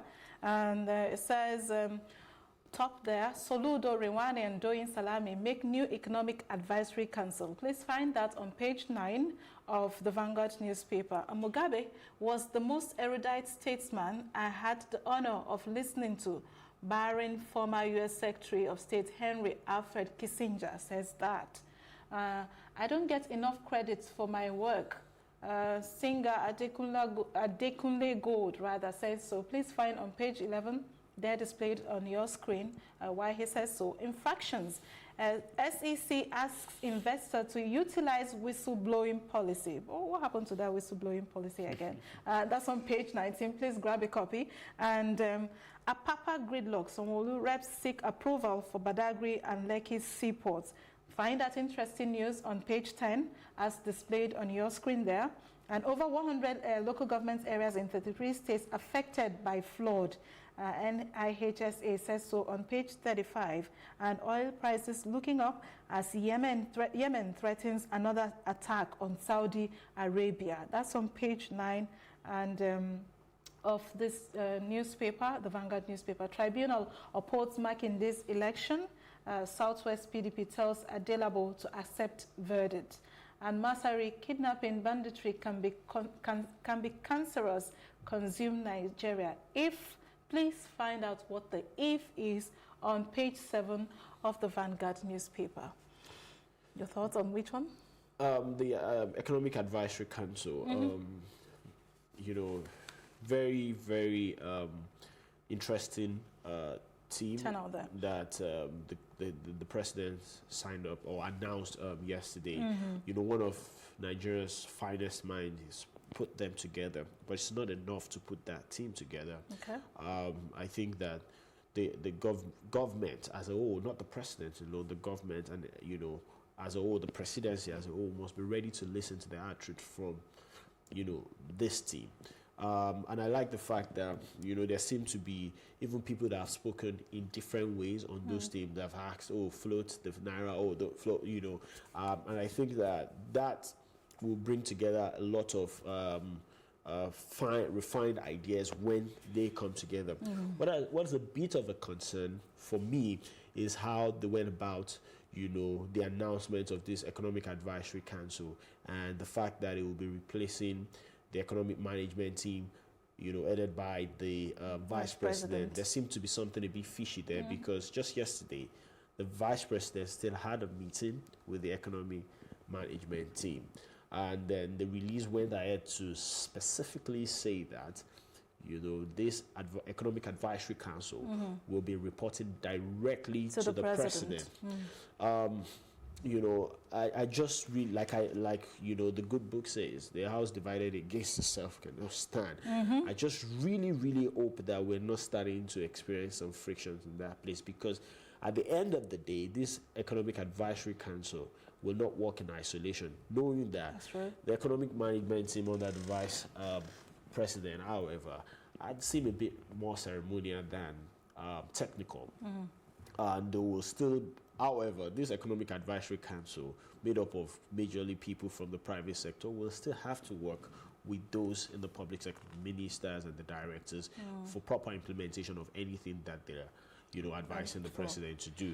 So, but at the end of the day, the ultimate goal here is to ensure that the Nigerian economy is growing at a rate that means or has the potential to grow, because we're definitely growing, you know, below our potential, as you will see in, you know, our conversation with Bill Gates and journalists. I think, you know, recently talking about, you know, the amount of money Nigeria is able to raise. But like I said, it's a step in the right direction. And Get the best, get your best mind, and then listen to your best mind and implement what your best mind is. Okay, that's a great one there. And so we move to the last paper here for review. Is the Nation newspaper. It says, "My wish for Nigeria, Bill Gates."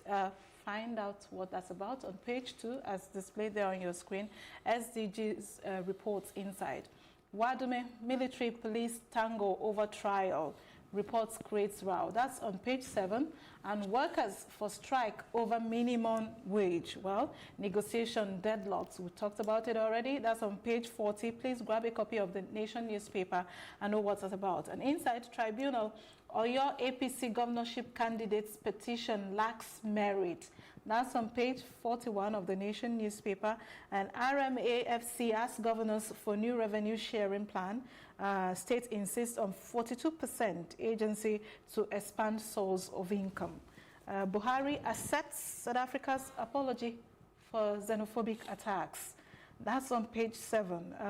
Ramaphosa begs compensation likely. We're not sure, so it's likely to happen. May not, if I understand. And then Obasanjo seeks AU action. All right, Cuba to produce anti-diabetic drugs in Nigeria. That's on page 7 of the Nation newspaper. Please, IPOB using blackmail. Please grab a copy on page 8 and see what that's about. Now, our president has accepted the apology to Boson. Well. So that was quite easy. But it sounds I mean, I think there should have been a precondition to accepting the apology. There has to be, I believe, some, perception, they say, is reality. I expected a bit of more posturing from our president beyond what I'm seeing. I don't like the fact that it's the president that is going to South Africa in October. I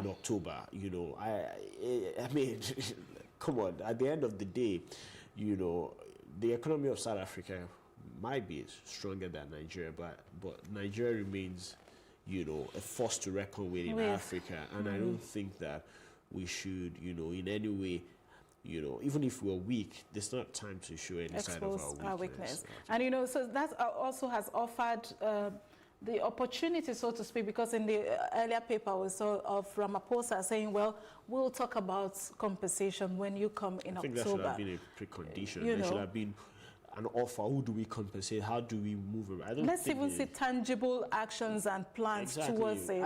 I mean, what South Africa has done so far just looks like a crisis comes effect, more like damage control, not much, to rectify the main underlying problems that we have here.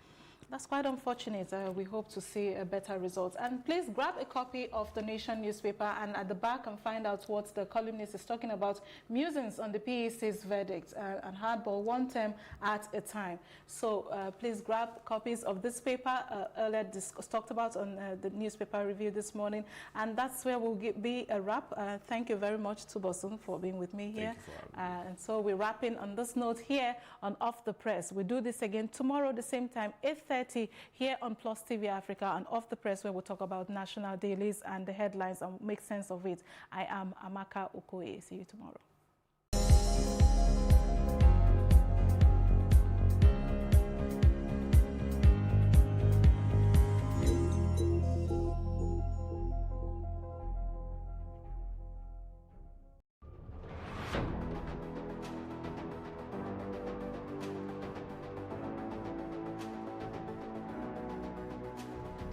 First point of accountability is asking questions. Hello and welcome to Plus Sports and Plus TV Africa. I am Udoka Njoko. Hi everyone, welcome to Plus Training.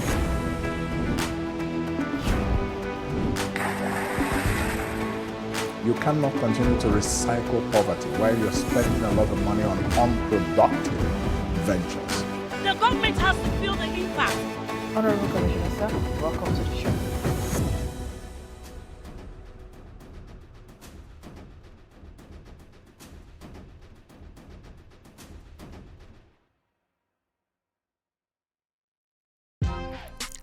Welcome to Tea Time on Plus TV Africa, where we bring you the biggest entertainment stories and, of course, analyze them for you. You can have both parents and still end up as a useless child. I see them every day.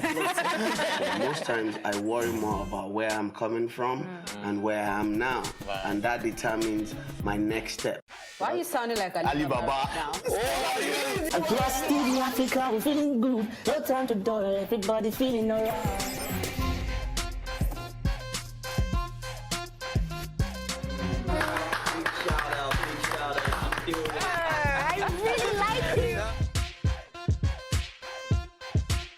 Make music and people are still buying. Sometimes I look myself minimal IU. Akpala music is for mature minded people. I got DMs sometimes from Malawi like, Sleeping early.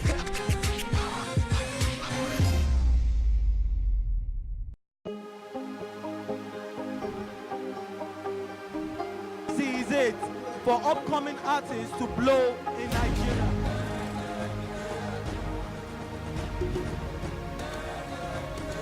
Welcome to Plus Trending.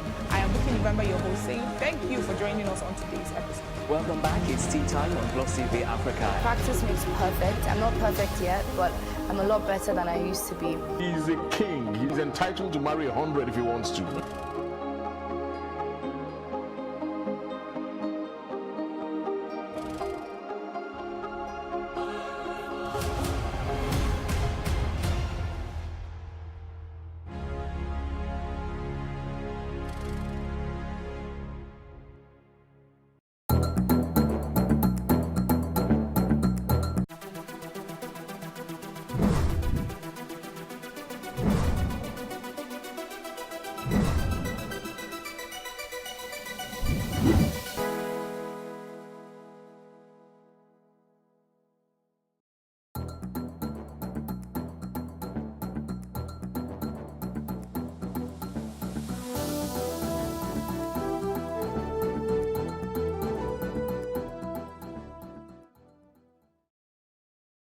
Right, we thank you MC to join us on top this very clock for news on the hour for Plus TV Africa. This is the 3 MC1 Sama Givona. My name, I promise, Nero.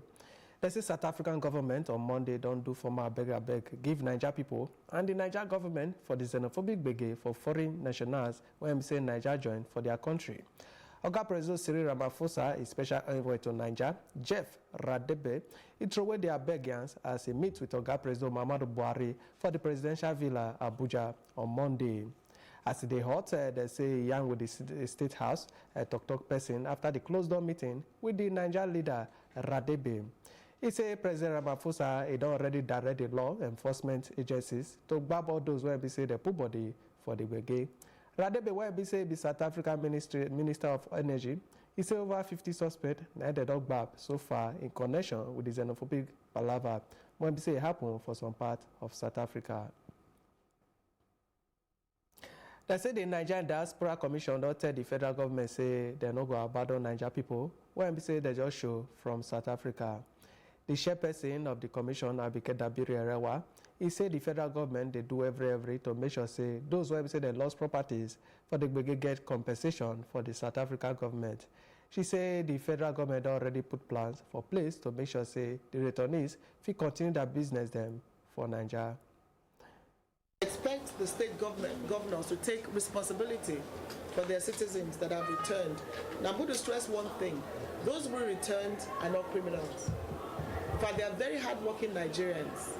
Very hardworking, and they've lost everything they ever worked for in South Africa. So their only crime is being black and being Nigerian. So let's stress that none of them they are very hardworking Nigerians. I mean, we had fathers separated from their children.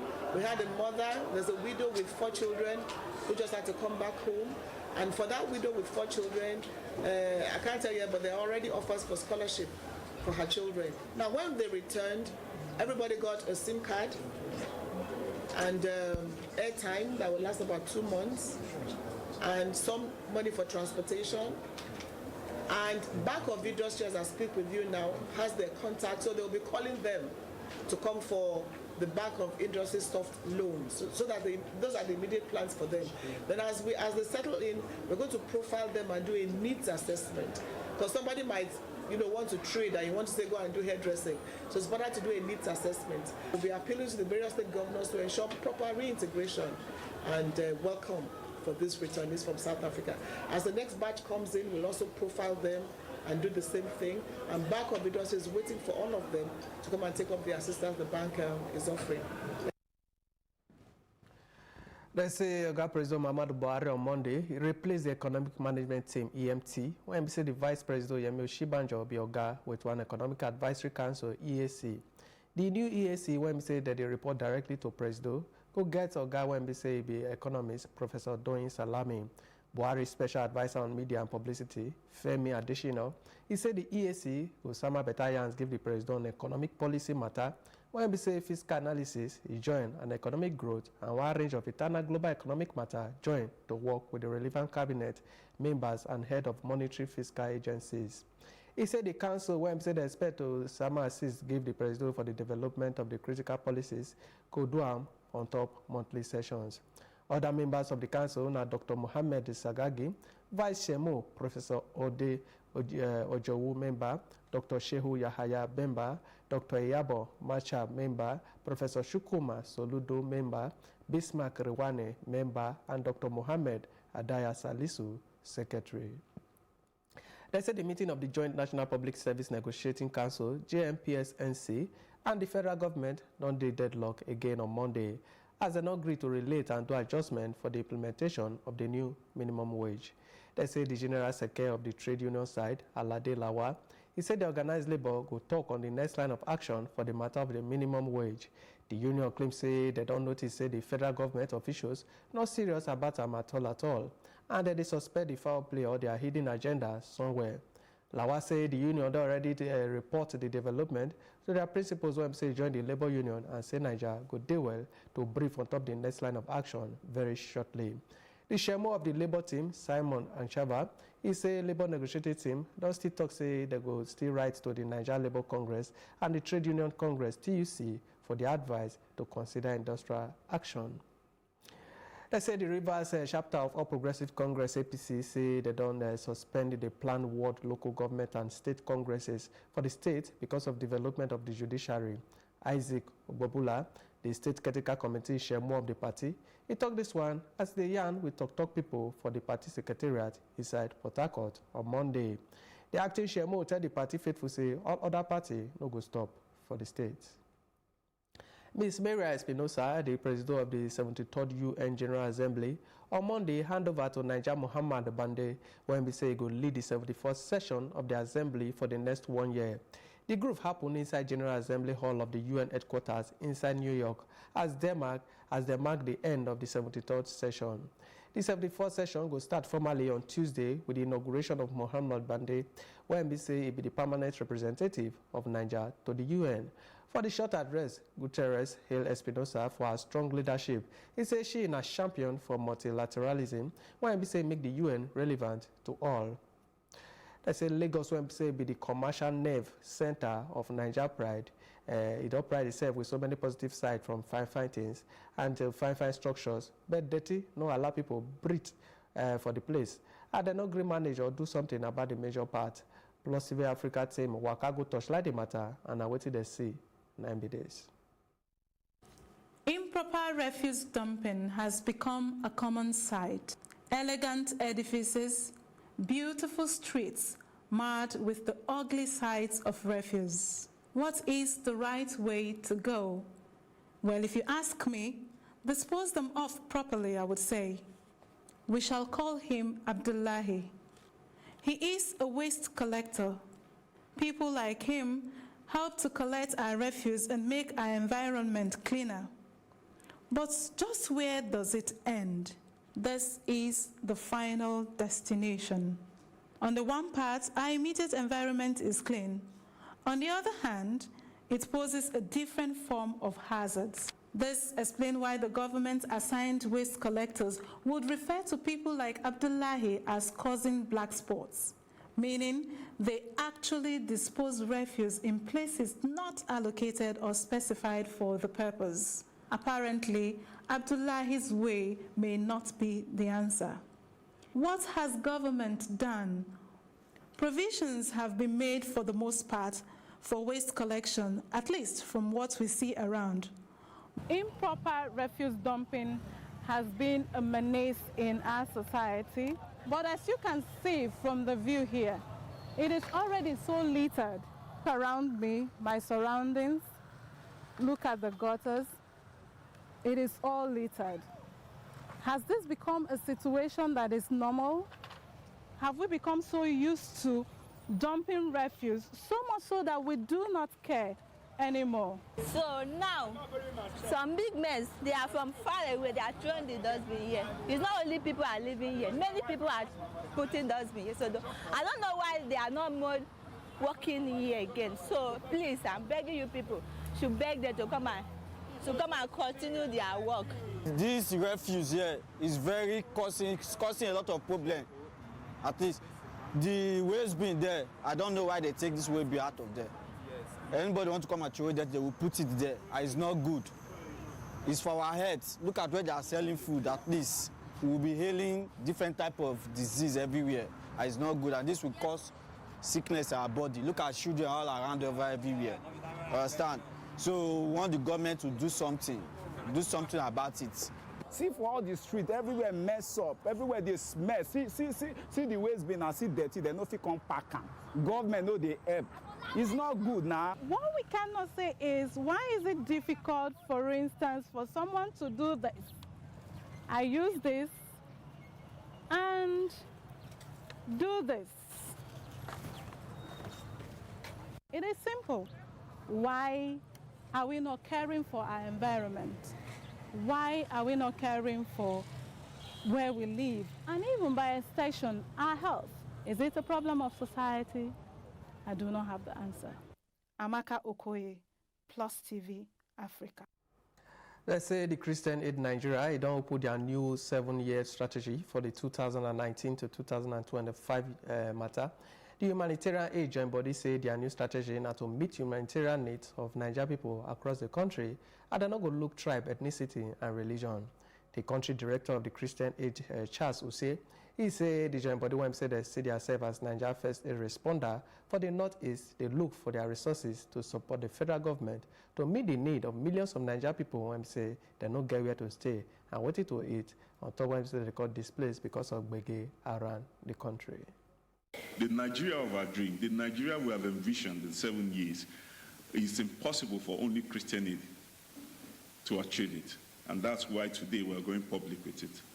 And by going public, we mean that we are letting it out in the open to say this is our intention. This is what we want to do. We've come a long way in Nigeria, operating since 2003. We started out with a vision called Transforming Hope into Action. That vision led us into another vision, which we call Partnership for Change. Today, we are launching a new strategy, building up on the 2 different strategies we've actually lived in Nigeria, building on those 2 different strategies over the last few years. Today, we are launching a strategy called Standing Together, and this means a lot. When we stand together, we walk together, we live together, and we die together. We need to die together in Nigeria to make Nigeria a better place. And when we walk together and stand together, we stand together to fight injustice. We stand together to promote the dignity of human person. We stand together to promote equity. We stand together to love together. If you think that poverty cannot be eradicated, all your programming, your thoughts and behavior will be towards that line. But if you believe that poverty can be eradicated, then you will do everything that is necessary to eradicate poverty. We know that we are living at a time where we have the greatest amount of resources ever known in world history. The resources in the world today, if used judiciously, can eradicate poverty. But we have poverty because the wealth is concentrated in the hands of a few people. The population of Nigeria is almost 200 million. 90 million, over 90 million are living in extreme poverty. 46% of all Nigerians are living in extreme poverty. 46% in a country that, for those of us like me who come from Zambia, we've always considered Nigeria to be the giant economy of Africa. Right? We know the wealth that exists in this country. And yet I want to ask you the question, where is your outrage? Where is your outrage when your brothers and sisters are living in abject poverty? Where is your outrage when young girls are being given in early marriage when they're supposed to be at school, enjoying their lives as young people growing up? Where is your outrage when there's female genital mutilation? Where is your outrage when women are being battered in their homes? Where is your outrage when there are no women at the decision-making space? Where is your outrage when you look at your brothers and sisters in Maiduguri and they are suffering without shelter, without access to land, without resources? All right, and our time to take one sharp break. When we show back, we'll go some another story then. We'll not go anywhere.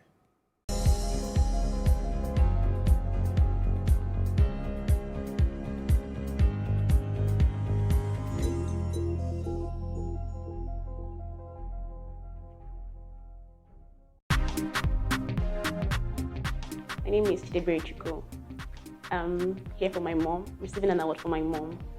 She won Salary for Life, 100,000 naira every month for 20 years. She's been a housewife, taking care of us. Can I say that we are 10 children, and she's been the one that's taking care of us from the first to the last. And now that she needs to rest, I think this is just beautiful to just come at this time. Beyond words, and I'm just happy that she has 100,000 to herself every month, even though I have to send some little stuff, and none of us has to send something, but sure banker, she knows that 100K is in her account cool enough. Thank you, Access Bank. And to everybody, please save money.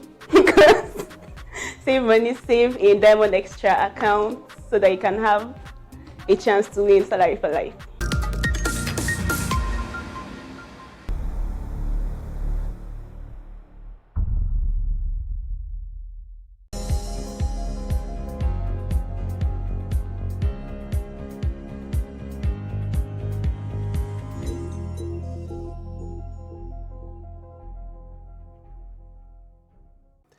They say people when say they kill or top military men, and when say they don't kill for one rival group fight for the Central African Republic for the weekend, don't go up to 38. According to one internal United Nations report, one AFPC on Monday, they say the UN mission for Central Africa, MINUSCA, they say people when say they die now 23. The two armed group don't sign one peace deal for February. Begge between militaries for recent months don't raise concerns about whether the peace accord not to end plenty years of begge for the car when we say he go hold. The country president Faustin Archange Touadera this month, he tell AFP say the agreement they very strong. But MINUSCA on Saturday say fight don't show for Birao, one city close to the Sudanese border.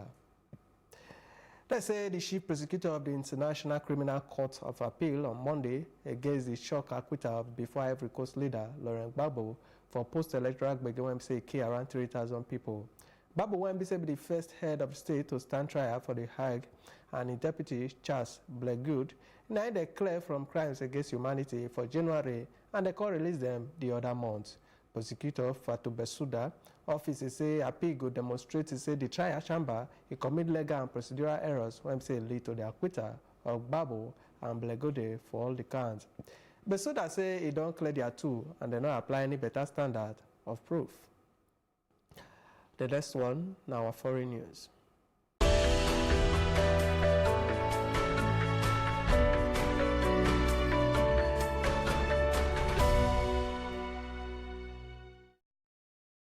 They say Israelis that they vote in their country's second general election for the 5 months. Prime Minister Benjamin Netanyahu called the snap election after a failed to form a governing coalition with one majority after April vote. The final opinion poll, he put the right-wing Likud party neck and neck with their main challenger. The centrist blue and white party, led by before military chief Benny Gantz, and they say that they do one small party them when say they fit get big things on top say the final outcome go there. They expect negotiation for the formation of one new coalition to start as voting go end 22:00-19:00 GMT, and they go publish the exit polls. They say Prime Minister Boris Johnson government go need to tell Britain top court better this week, say in decision to suspend Parliament until shortly before the date for Brexit is not dey illegal, as Scottish judges they conclude last week. Johnson talked this one on August 28, say he don't take Queen Elizabeth to suspend Parliament for 5 weeks from last week until October 14, say the shutdown is necessary to allow him to introduce one new legislative agenda. For the judgment, Scotland highest court ruled last Wednesday say the suspension is unlawful and a bad attempt to stop the Parliament. But 1 week earlier, the High Court of England and Wales rejected the same case. It said the matter is political and not be for judicial interference there. Both cases don't they go before the Supreme Court, the highest judicial body for the United Kingdom, and the 11 judges when say they will give one final ruling on whether Johnson's advice to the Queen they illegal. The next one, now our business news.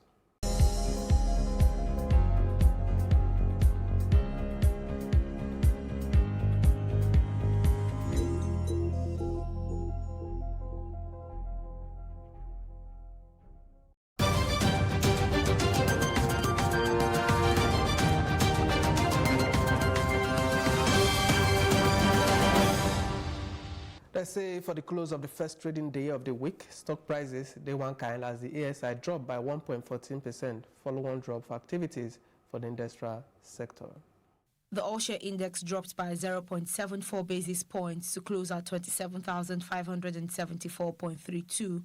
Total deals recorded at the end of the trading day was 4,795, with an equity capitalization of 13.423 trillion naira. Okomu Oil led the list of top gainers, closing at a share price value of 52 naira 90 kobo per share, while Guarantee closed at a share price value of 28 naira 50 kobo per share. However, Airtel Africa declined to a share price value of 315 naira per share, while CAP dropped to a share price value of 23 naira 25 kobo per share. On the list of top trades was Guarantee with a volume of 25.932 million shares traded at a value of 731.450 million naira. And on sectoral indices, NSE Insurance was up 1.21%, NSE Oil and Gas was up 0.07%, NSE Banking was up 1.57%, NSE Consumer Goods was up 0.22%. However, NSE Industrial dropped by 1.14%.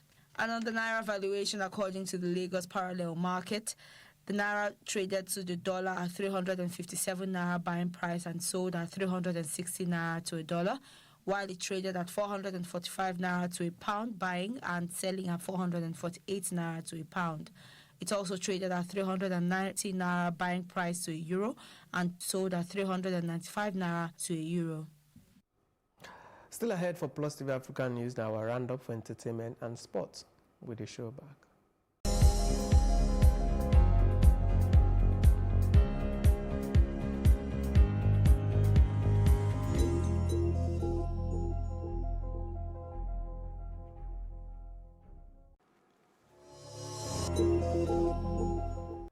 Let's say one negotiating magistrate court for Lagos don't give popular Nigerian musician Johnston Hunger or Idamola, when say they still call Dami Crane, bail for the sum of 50,000 naira with one shorty for like sum.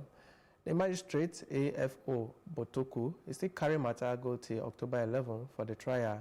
In lawyer Adebayo Niyelu, as they apply for him bail, say they know the defendant well. As musician when say they never convict of any crime, and this is not the first time when say that the some accused give him. The musician be don't plead not guilty to the 3-count charge when say police Sama against him before. Let's say Kevin Hart before says state partner Montia Sabag, he don't sue him for 60 million. Say he claims say he secretly record their sexual encounter according to the report. Montia Sabag say an encounter with Kevin Hart for one Las Vegas hotel room. It did planned by Kevin Hart and his friend JT Jackson. When say they arrest later for say they take something from him. She say Kevin mind for that time now make people know him, especially with one upcoming comedy tour. And that's now why he and JT hide the camera. They later charged Jackson with 2 counts of extortion when say relate to alleged effort to get money out of Hart to keep the tape under wrap. Jackson denies say he no take anything from the comedian. Kevin Hart don't they say in hand not did the claim and say he still be victim. All right, that one now for entertainment. The next one now for sport.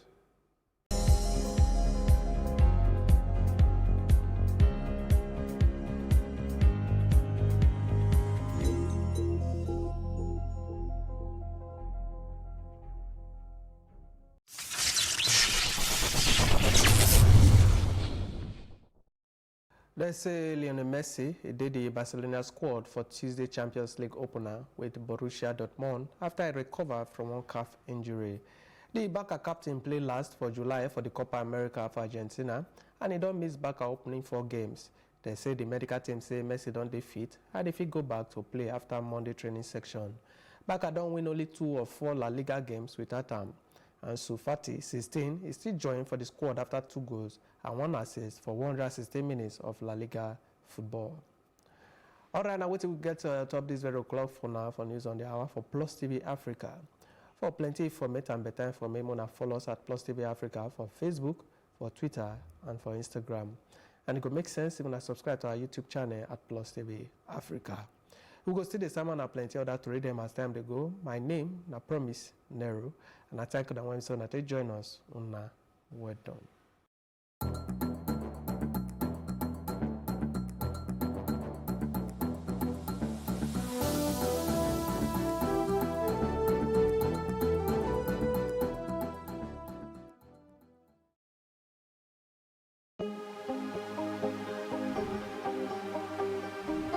Seize it for upcoming artists to blow in Nigeria.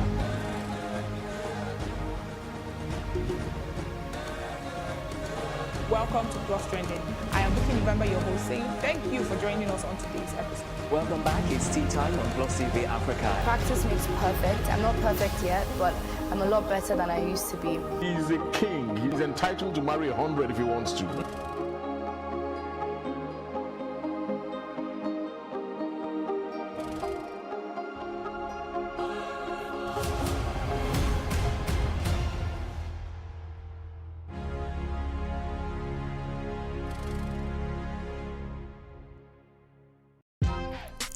Welcome to Tea Time on Plus TV Africa, where we bring you the biggest entertainment stories and, of course, analyze them for you.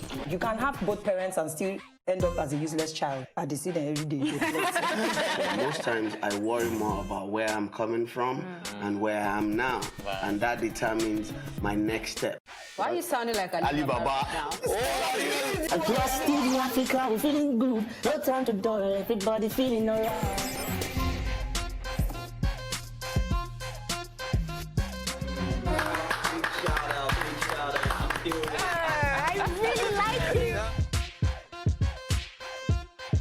I still make music and people are still buying. Sometimes I look myself minimal IU.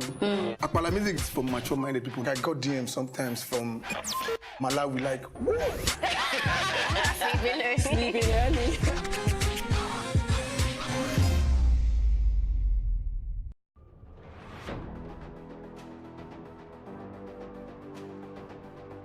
A lot of the jobs that exist today will not exist in the next 10 years. 10 years.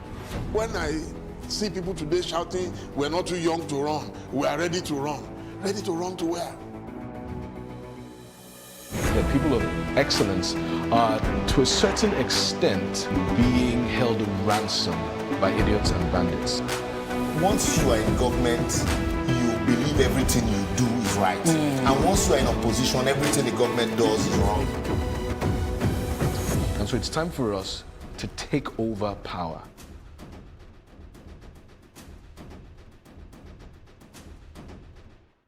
Welcome to The Advocate, a program that thrashes out all the topical issues of the day. When you are in government, you don't see nothing wrong with whatever is happening. The moment you are out there, everything is wrong. You can't even see many women now, and when they're there, they're not even really making a mark, and then they have an NYSC problem and this and that. One of the reasons why we don't have more women in politics in Nigeria, for as long as political meetings continue to take place in the middle of the night. Exactly. It's really disastrous for a president to even say to be unaware of the chief It's justice. a ploy. It could be a strategy. That strategy was It's very, backfired. very terrible strategy. Because the box stops at your table. Whether it's that we don't look after our cities and quite frankly, Nigeria is becoming a very ugly place. When you are the only one feeding the people with this news and there is nobody countering them, it becomes, you know, the news.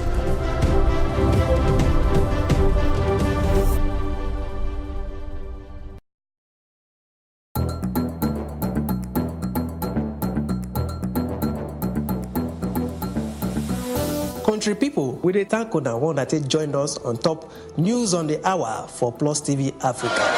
This na number 63 Massey Street for Itafaji, where building just collapsed by 10 a.m. this morning. They say the Oga of the indigenous people of Biafra, Nnamdi Kanu, don't tell federal government say if they provoke him, it go cause wahala for inside the country. Because if the British citizen no be say you go enter Niger, come cause kasala, run go Britain, go stay in peace. Them say na the diesel truck catch fire as they try offload the diesel way dey inside. Come out, fire department come try quench the fire. For the first time for Niger, every go enjoy television news for Ogbonge Pidgin English. For more tori, make una kukuma follow us at Plus TV Africa on top Facebook, Twitter and Instagram. Make una subscribe to our YouTube page and for Star Times on channel 308.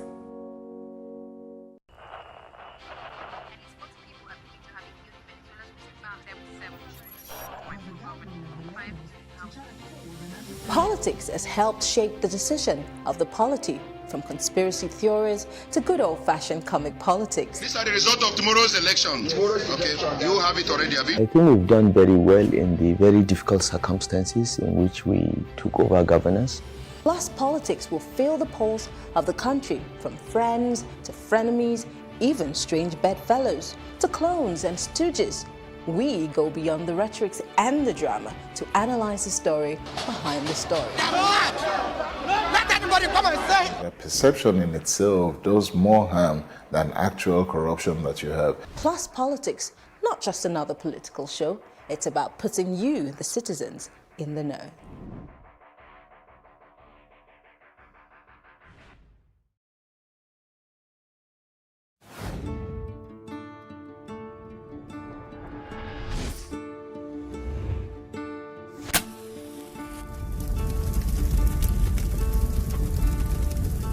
That money will shoot every person that we know can shoot. We don't let people die there. You could have killed me for a long period of time. Since that time why I carry gonorrhea.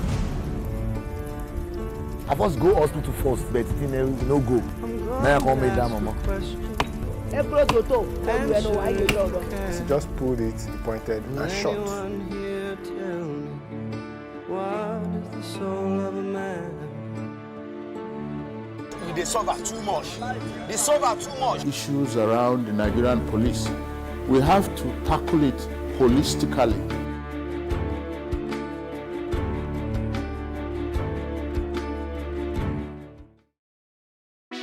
Hey, what's up, guys? You're welcome to another edition of Plus Event, and I remain your host, Ifeoluwa Oshukeye.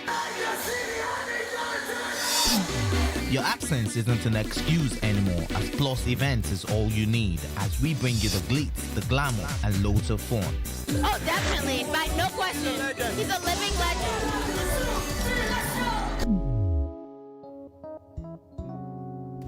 Oh, God forbid, Holy Ghost fire, I know. I just want to be blown away. I want to be wild. This is 11 years of doing it.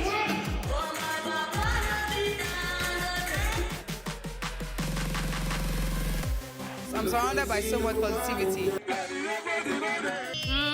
No, it's okay.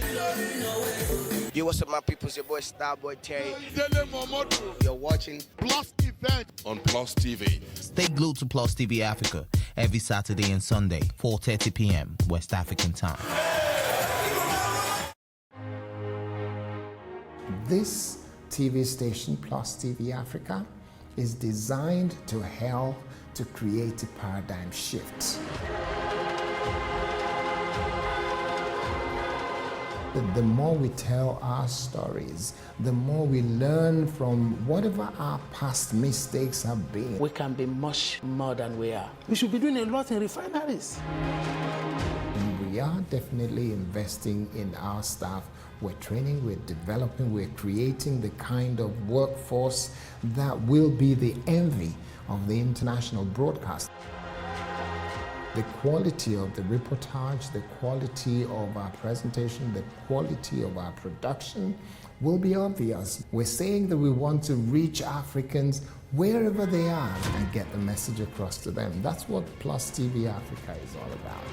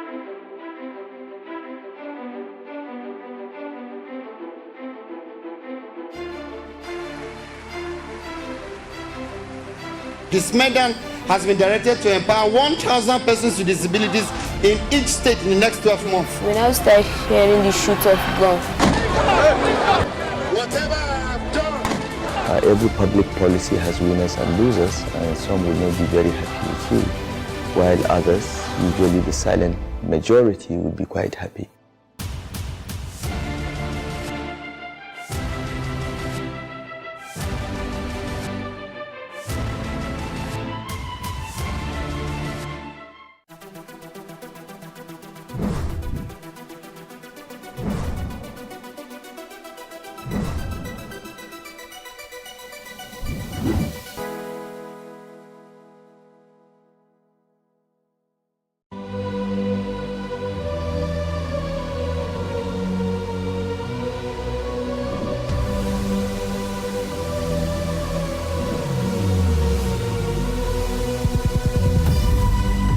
What we do not understand, we will stigmatize. What you can see is the remaining of the tanker that exploded. The suspect equally confessed.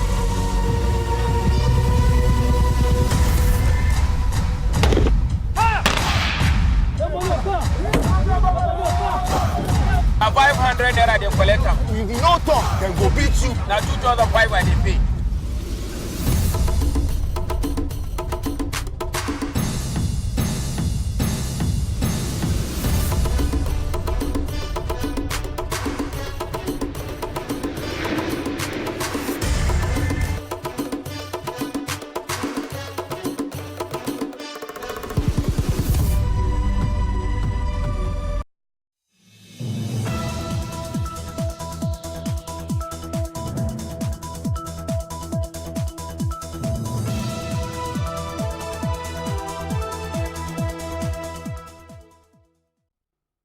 Many thanks for joining us on the show today. Plus Sports and Plus TV Africa. I'm Udoka Njoko. I've got Swore right here on the show today, and we'll be dealing with the sporting issues. And remember, Champions League football is back. If your team is not playing in the Champions League, probably you should wait for Thursday to enjoy the best of the other side of the Champions League. And if you're not in any of the two, wait for the weekend football games. Swore, morning.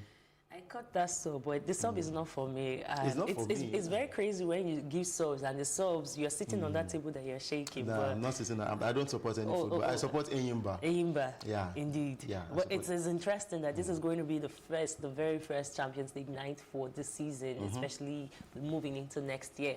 And I'm very, very curious about the kind of games we'll be watching, the kind of quality, because now we know that young boys are stepping up, and the old war horses, they might show up or they might not. They might not show I'm up. interested. And you forgot to mention that we have our Nigerian stars playing in the Champions League. It's been a long time we saw this. Two of them at least. Actually, three at least. Three? In one club alone tonight, we have Tomori that might come in. Yeah. We have Oganetega, Tamara Ebi, that's Tammy Abraham coming in. And then we also have our very own Victor Osimhen, among others. So it's really like homecoming. Now we are vested.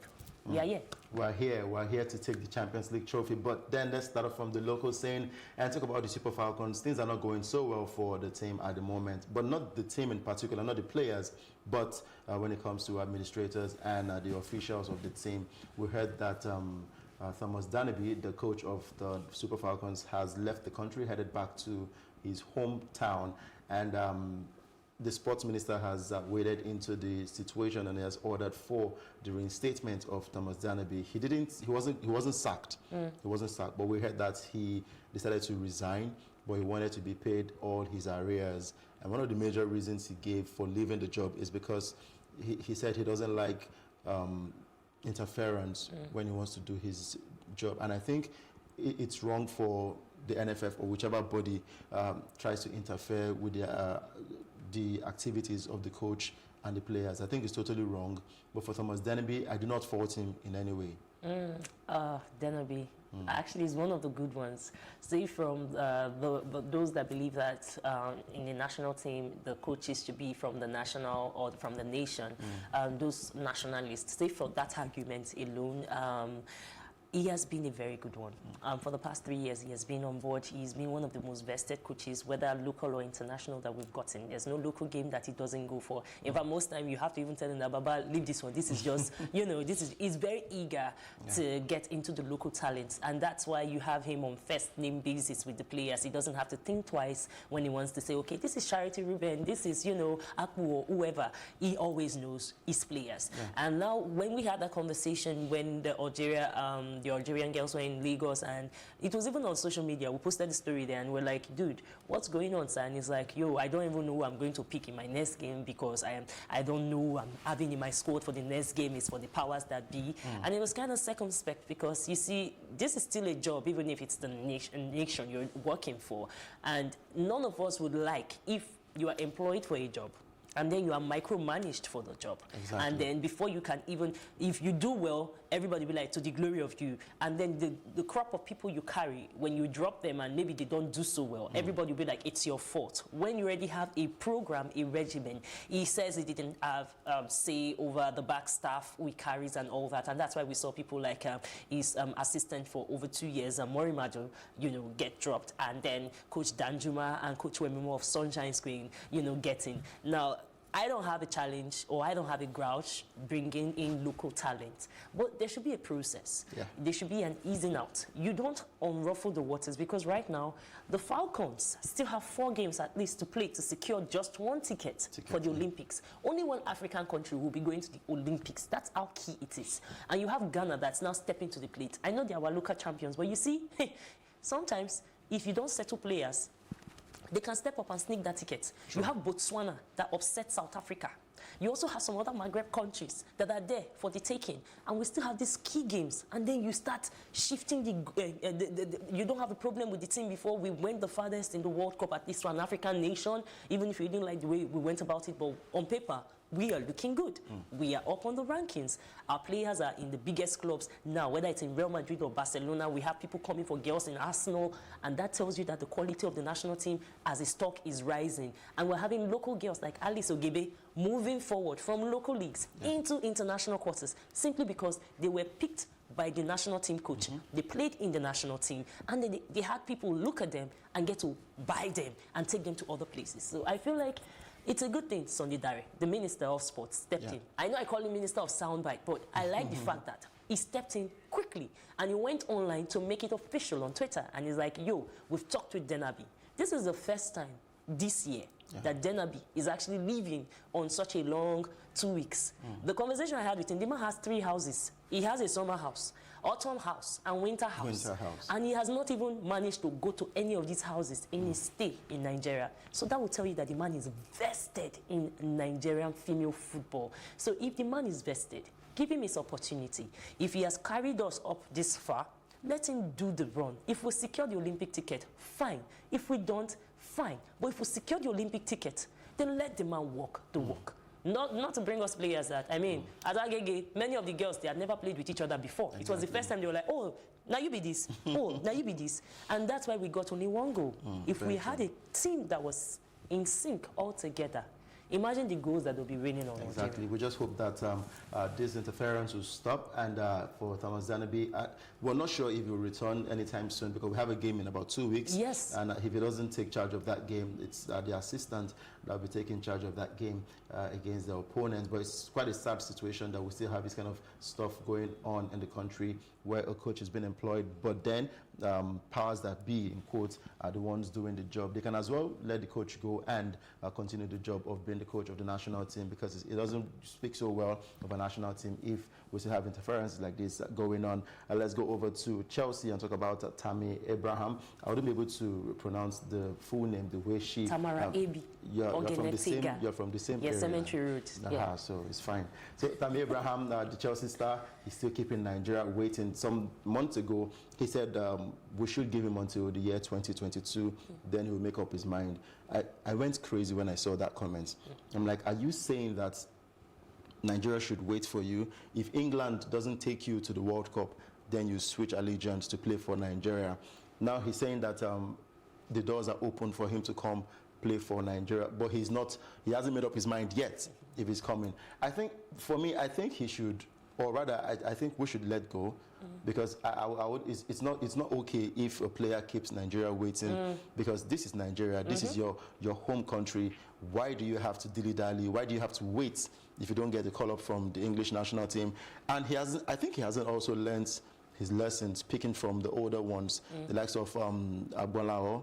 Solanke is the most recent. Exactly, the most recent Solanke. He hasn't picked any lesson from that. Why not just come down to play for Nigeria? And I'm very sure he will have a starting role in the national team because even if he makes the English national team, can he bench a Hurricane?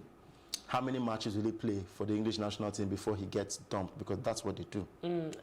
You see, one thing about this particular story, well, on a good day, I will be very vested and I'll be like, yes, it's a disservice to any national team player. Players that will die to wear the green shirt. Yeah. To have somebody in the Yankee or in the Giant, feel like, oh, I'll take my time. It's an honor. When you play for your national team, you have first team shirt. Your ratings in transfer market online, it increases by several. Imagine Osimhen was not playing for the national team. Exactly. Even the fact that he's even linked to Nigeria gives him what currently Tammy Abraham is priced about 32 million on the market. That is his market quality. This was a boy that 2 seasons ago was priced like 10 million. That was when he was dancing around Swansea. Now, I had a conversation 2 years ago with his dad and Amadou Pinnick, and I was like, this guy is a worry boy. He should be here. And Amadou said, he said it very well. I still have the proof. He said, Tammy and his dad have talked, and Tammy will be a Nigerian player. Bam.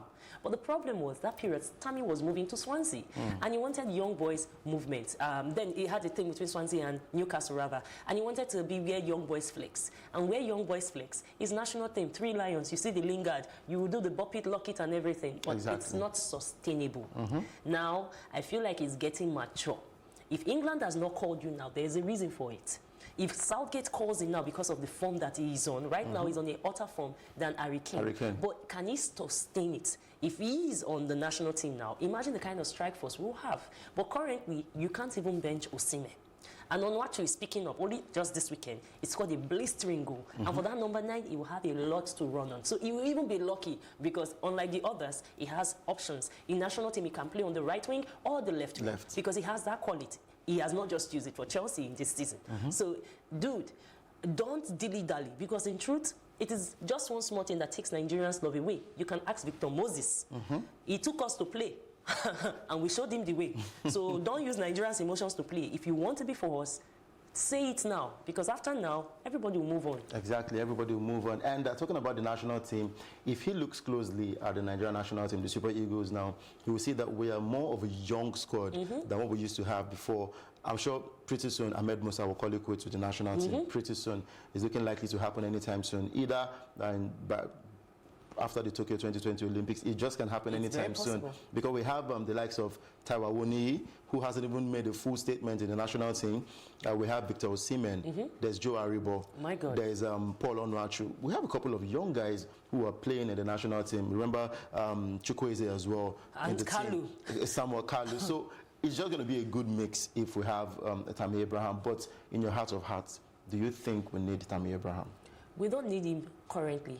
And I feel like having him will give us depth, because look at the Netherlands team, it's such a delight. Look at the Belgian team, it's such a delight. It would be nice to actually have a Nigerian squad that if you call up the substitution team, the second 11, everybody's a standout player. But he will get a nod up first, simply because he plays in the Champions League currently, he plays for Chelsea. But then again, Chelsea of then is not Chelsea of now. Chelsea of Mikel Obi is not Chelsea of now. So you still have to bust your chops to prove your worth. So I feel like if he gets into this mix now, what a generation it will be. Because every young boy right now has something to prove. Notice that most of the players that went for the AFCON, as they left Africa from the AFCON, I don't know whether Ian actually didn't get the memo, but the others, everybody has been doubling up to step up, because they know that there's something to play for. It's the young boys season now.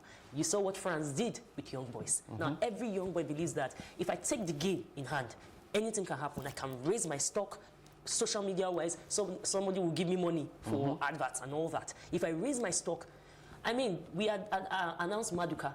Maduka got 10,000 followers immediately he was announced on social media. This was a guy that didn't have up to 3,000. So you need to find ways to find your worth. And it should take Nigeria. Why? Because, I mean, where would England take you to? If you take an African team. Where will England take you to? I remember talking about money and sign-on fees and everything. Remember what happened with Chukwueze? He's now with the Rock Nation, owned by the popular rapper Jay-Z. So, Tammy Abraham, you better run down to play for Nigeria, because Nigerians are actually waiting for you to prove yourself and to prove your quality for the national team. Let's run straight to basketball and talk about the FIBA African Nations Cup coming up pretty soon. And Nigeria's 3x3 basketball team are preparing. They began campaign, and I learned their campaign in Abuja as they prepare for that tournament. But my major concern is we're preparing for a tournament, and I'm sure we're going to use more of the local-based players who have still not started the league. That's a big one. We've still not kicked off the league. So how are we going to go for a competition like the FIBA Africa Cup of Nations and give a good performance in that tournament? Okay, first of all, the 3-on-3 has an advantage for the street ballers, because it's not like regular basketball. It's a short court, and the rules have changed, and there are even new rules. So first of all, credit to the federation, because now I noticed that every time they have a camp, they always carry a current referee, top-ranking referee, that will give them the explanation, break it down bit by bit. What are the new rules, and so that you don't go onto the international stage and fumble. We saw that with the Tigers, we saw that with the Tigers, and that helps, because maybe if our Falcons had it, they wouldn't have fumbled so much in France. So I feel like that's a responsible thing. Then on the other side, on the men's side, it's unfortunate, but I like the fact that a lot of the players that were called, about 25% of the players called, are street ballers. Ballers that used to play in Kaduna, street ball, Abuja, street ball, Lagos, street ball. Since everybody always complains that they don't give me an opportunity to shine. So you have an opportunity now, because you see, you don't need a big man, especially if a big man doesn't know how to dribble and even shoot in a 3-on-3. So that means if you have a little bit of every other skill, my God, you are a shoo-in for it. And credit to the national team, because after all, our 3-on-3 boys have already given us medals on this particular platform before. The girls have given us in Cape Verde when they did the All-African Beach Games, the inaugural one this year. And of course, the one in Morocco where 3 ingenues or ingenues, especially 2 of them from MFM, Ifunaya and Co, were able to give us glory with gold. But I feel like credit has to be given. It has to be due. I like the fact that they brought some technically sound people that have played in the US, like Teresa Dangosu. She was with the squad in Cape Verde that got us the bronze or silver. And yes, she's in the squad right now. Everybody has everything to play for. In the next 2 weeks, I'll be looking out for what people like Coach Chris and Coach Oko will bring out. It will be an interesting one, because for the first time in a long time, we might actually see ballers that don't have a club represent the national team. I was going to mention that, because we keep talking about grassroots basketball, and this is a good avenue for us to discover these talents. But there's one name missing here. I've been looking through the list and I've still not found him yet. Chukwudalu is not on the list, and I'm wondering when is he going to make a break into the national team, be it the 3x3 team or the Tigers junior team. I do not know when he will break into that team, but I'm sure very soon it will happen for him. So it will be perfect. It will be perfect, because that guy could hustle. But I feel like, he was back in Nigeria just some time ago. Was that last month or so? No, I think he's still around. He's still around, and that's quite a thing.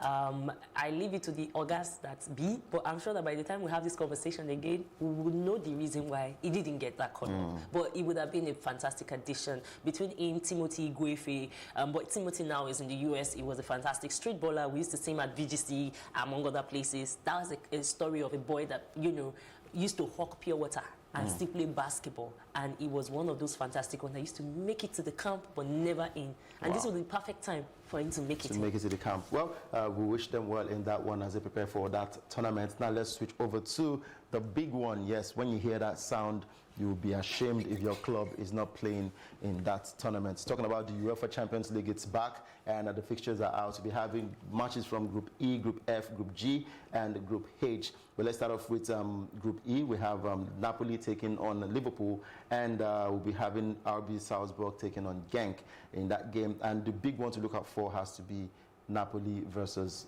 Liverpool. Other people are already saying go, both teams score. Oh yeah, both teams score. I mean, Dries Mertens is in a form of his life right now. He's been involved in almost every one of their goals, whether it's by assist or otherwise. It will be interesting to see if the Napoli side can be as incisive. 2 seasons ago, they were hot the stuff. Considering the position on the league right now, I feel like this is a game that should give us at least over 2.5. Why? Because both teams, they know how to go for goals. Counter is the game for Napoli. Gegenpressing pressing is the game for Liverpool. And I just feel like this is a game for Mane, because this is the kind of game that a Mane and a Bobby Firmino can shine. For someone like a Salah, I don't feel like he has the stuff right now, unless it's free penalty that he wants to take, honestly speaking. But there's a fear of Virgil van Dijk, the defensive position for Liverpool. Don't you think that can stop the Napoli strike force? The beautiful thing about Napoli is in the last 14 games that they had, they've not had to get a lot of set pieces to whip. They do a lot of shots outside the 18, or they drive it down into the 18. Now they have to find a way to control the Van Dijk situation. But if you're someone that likes to take shots, and the midfielders in Napoli are good at that, they can take delicious shots that EPL players are no longer used to, since the Alonsos of the world left EPL. They don't do, we don't stand in the middle and whip shot like that. So I'll be looking out for those individual brilliance and the shots. Van Dijk cannot block shots. I mean, it's what you see you can block. Knowing that Liverpool are still out without, they still don't have Alisson back in the squad, so it will be probably an open option for Napoli to shoot from outside. Exactly. So if you want to place any money on this one, I think you should just go for both teams score. And moving over to Group F, we have fixtures like Inter Milan taking on Slavia Prague. And when you hear Inter, you should remember the likes of Lukaku and Alexis Sanchez, who left Manchester United and are burning the games right there in Inter, scoring goals left, right, and center. Inter Milan versus Slavia Prague. And of course, the big one, Borussia Dortmund versus Barcelona. And the Barcelona fans, they are already saying that Borussia Dortmund, they actually have the advantage to take this fixture, but hey, they can talk. But when they do the talking on the football pitch, at the end of 90 minutes, we will get to know who the eventual winner is. Messi's back, but will he have that influence against Borussia Dortmund, knowing that they are on fire? I don't think so. I feel like Dortmund have this game in hand, but Dortmund is a team that is now the new bottling FC, since Liverpool have absconded that position. But before we leave on that, you were mentioning Genk, and this will be the first time Onuachu will have Champions League experience. Against Salzburg. Yes, so that's good luck on him. I put some money there just because I'm patriotic, so I put that Onuachu might just give or go. So if you do it for the girls, at least it's not weekend, but we'll have weekend something. But moving forward for the Dortmund, this is a Sydney Iduna Park, and you know what? Dortmund is living off a 4-0 eye. And Barca, yes, they had a tough one with Valencia that beat them in May, and then they managed to drag a win out. But you don't have the beauty of a Messi. He's probably not going to start. I would not even advise Ernesto Valverde to even start him. Probably use him as a sub. And then that means Carles Perez will probably be the one on the flank. And then, of course, Suarez. Suarez is the old war horse. But the problem with the old war horse like Suarez is he can bully his way around the La Liga. But when it comes to the Champions League, just like we saw last season, his ways are known. And truth be told, from his game that I've seen so far, he has evolved to where his game can evolve to. So any quick thinking coach, of which I feel like the team on ground for Dortmund, they are good at it. They are young. They are hungry. The oldest person there is Hummels, and Hummels is not going to be marshalling a defense that's going to be shoring up goals up and down. So I feel like there will be wrong bracket on the flanks. Why? Because Dortmund on this one have just that extra experience. A few of the players for Barca have never played Champions League 1, and they've never played in a Barca squad. This team on ground for Dortmund not only have home advantage, but they played severally in the Champions League. So they know what it takes to beat a Barca. The Barca Udu is no longer at work. Anybody that sees Barca now sees a team that they can take. If you think it's a lie, ask Ajax. If you think it's a lie, ask Liverpool. So it's possible that Barca can be gutted, and it's possible that it can start as Sidney Iduna. Wow, it's possible that anything can happen in that game of football, because like we always say, football is like biscuits. You never can tell where it will crack. Looking at the other fixtures as we wrap up the show this morning, we're out of time, but I'll quickly run through it. In Group G, we have Lyon taking on Zenit St. Petersburg, and there's also Benfica against RB Leipzig. And in Group H, we have Ajax taking on Lille. That's for Victor Osimhen. Let's see how he will perform in that game. And Chelsea will be up against Valencia. We'll also see how Tammy Abraham will perform against Valencia, and of course, I'm sure the Nigerian fans are looking forward to the game between Chelsea and Lille. Let's see Tammy Abraham against Victor Osimhen in that one. It will be a tough one to look out for. I mean, these are the games that will be going down later today, talking about the Champions League, and we have to wrap up the show. Oh, that was done already. That was all already. You know, time flies when you're having fun on your show. But that's much we can take this morning on Plus Sport and Plus TV Africa. Thank you so much for making it to the studio, as usual. Thank you for having me. Always looking glam. Oh, they do it. They do it. They make me good. All right, I'm Udoka and Joko. Hope you enjoyed the package for today. Do enjoy the rest of your day, and keep it locked down to Plus TV Africa.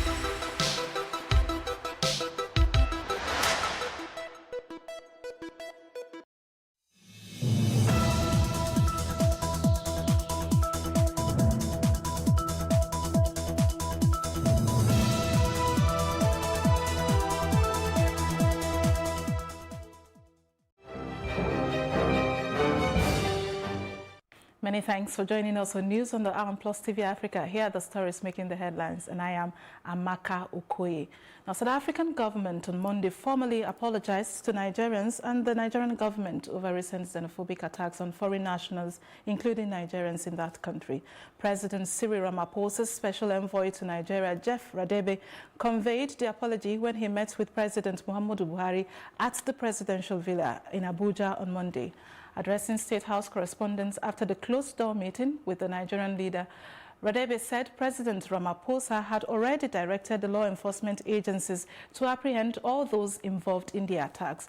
Radebe, who is South Africa's Minister of Energy, said over 50 suspects had been so far apprehended in connection with the xenophobic violence which erupted in some parts of South Africa.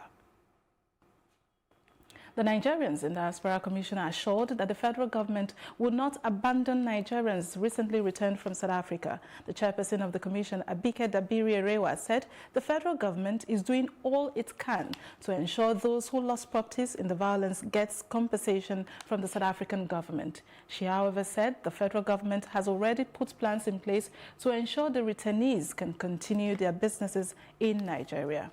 Expect the state governors to take responsibility for their citizens that have returned. Now, I'm going to stress one thing. Those who returned are not criminals. In fact, they are very hardworking Nigerians, very hardworking, and they've lost everything they ever worked for in South Africa. So their only crime is being black and being Nigerian. So let's stress that none of them they are very hardworking Nigerians. I mean, we had fathers separated from their children. We had a mother, there's a widow with 4 children who just had to come back home. And for that widow with 4 children, I can't tell you, but there are already offers for scholarship for her children. Now, when they returned, everybody got a SIM card and airtime that will last about 2 months. and some money for transportation. And Bank of Industry, as I speak with you now, has their contact, so they'll be calling them to come for the Bank of Industry soft loans, so that those are the immediate plans for them.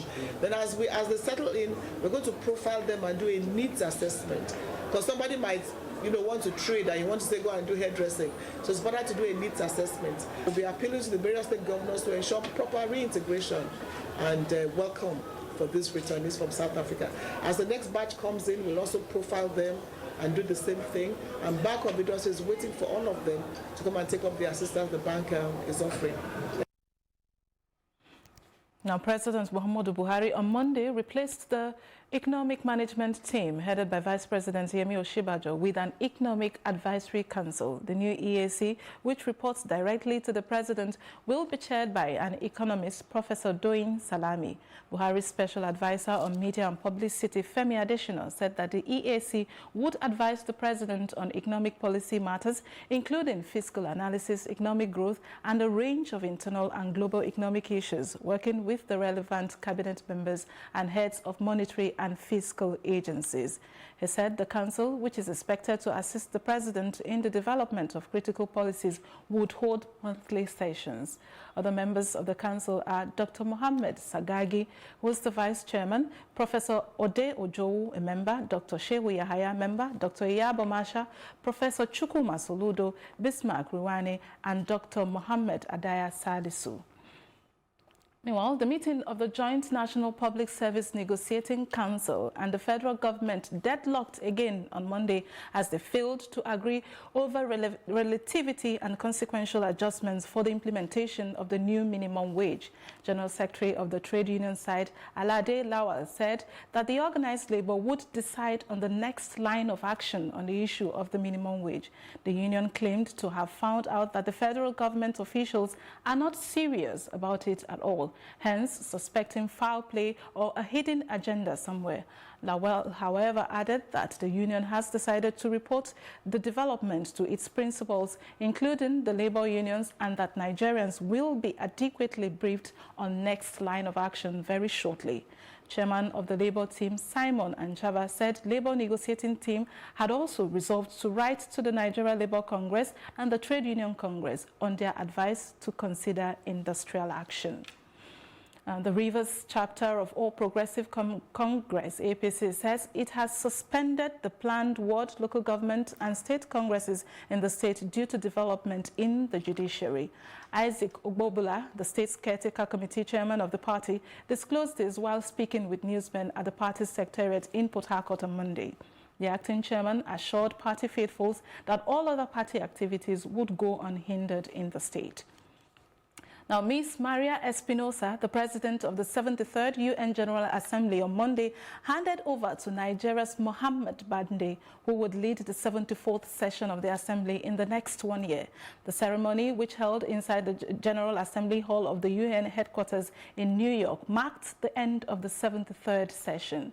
The 74th session will formally begin on Tuesday with the inauguration of Mohammed Bande, who is the permanent representative of Nigeria to the UN.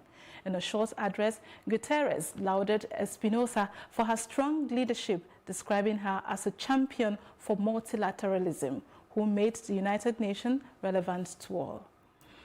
Now, Lagos, which is the commercial nerve center of Nigeria, of course, prides itself with so many positive sides, from beautiful edifices to amazing structures.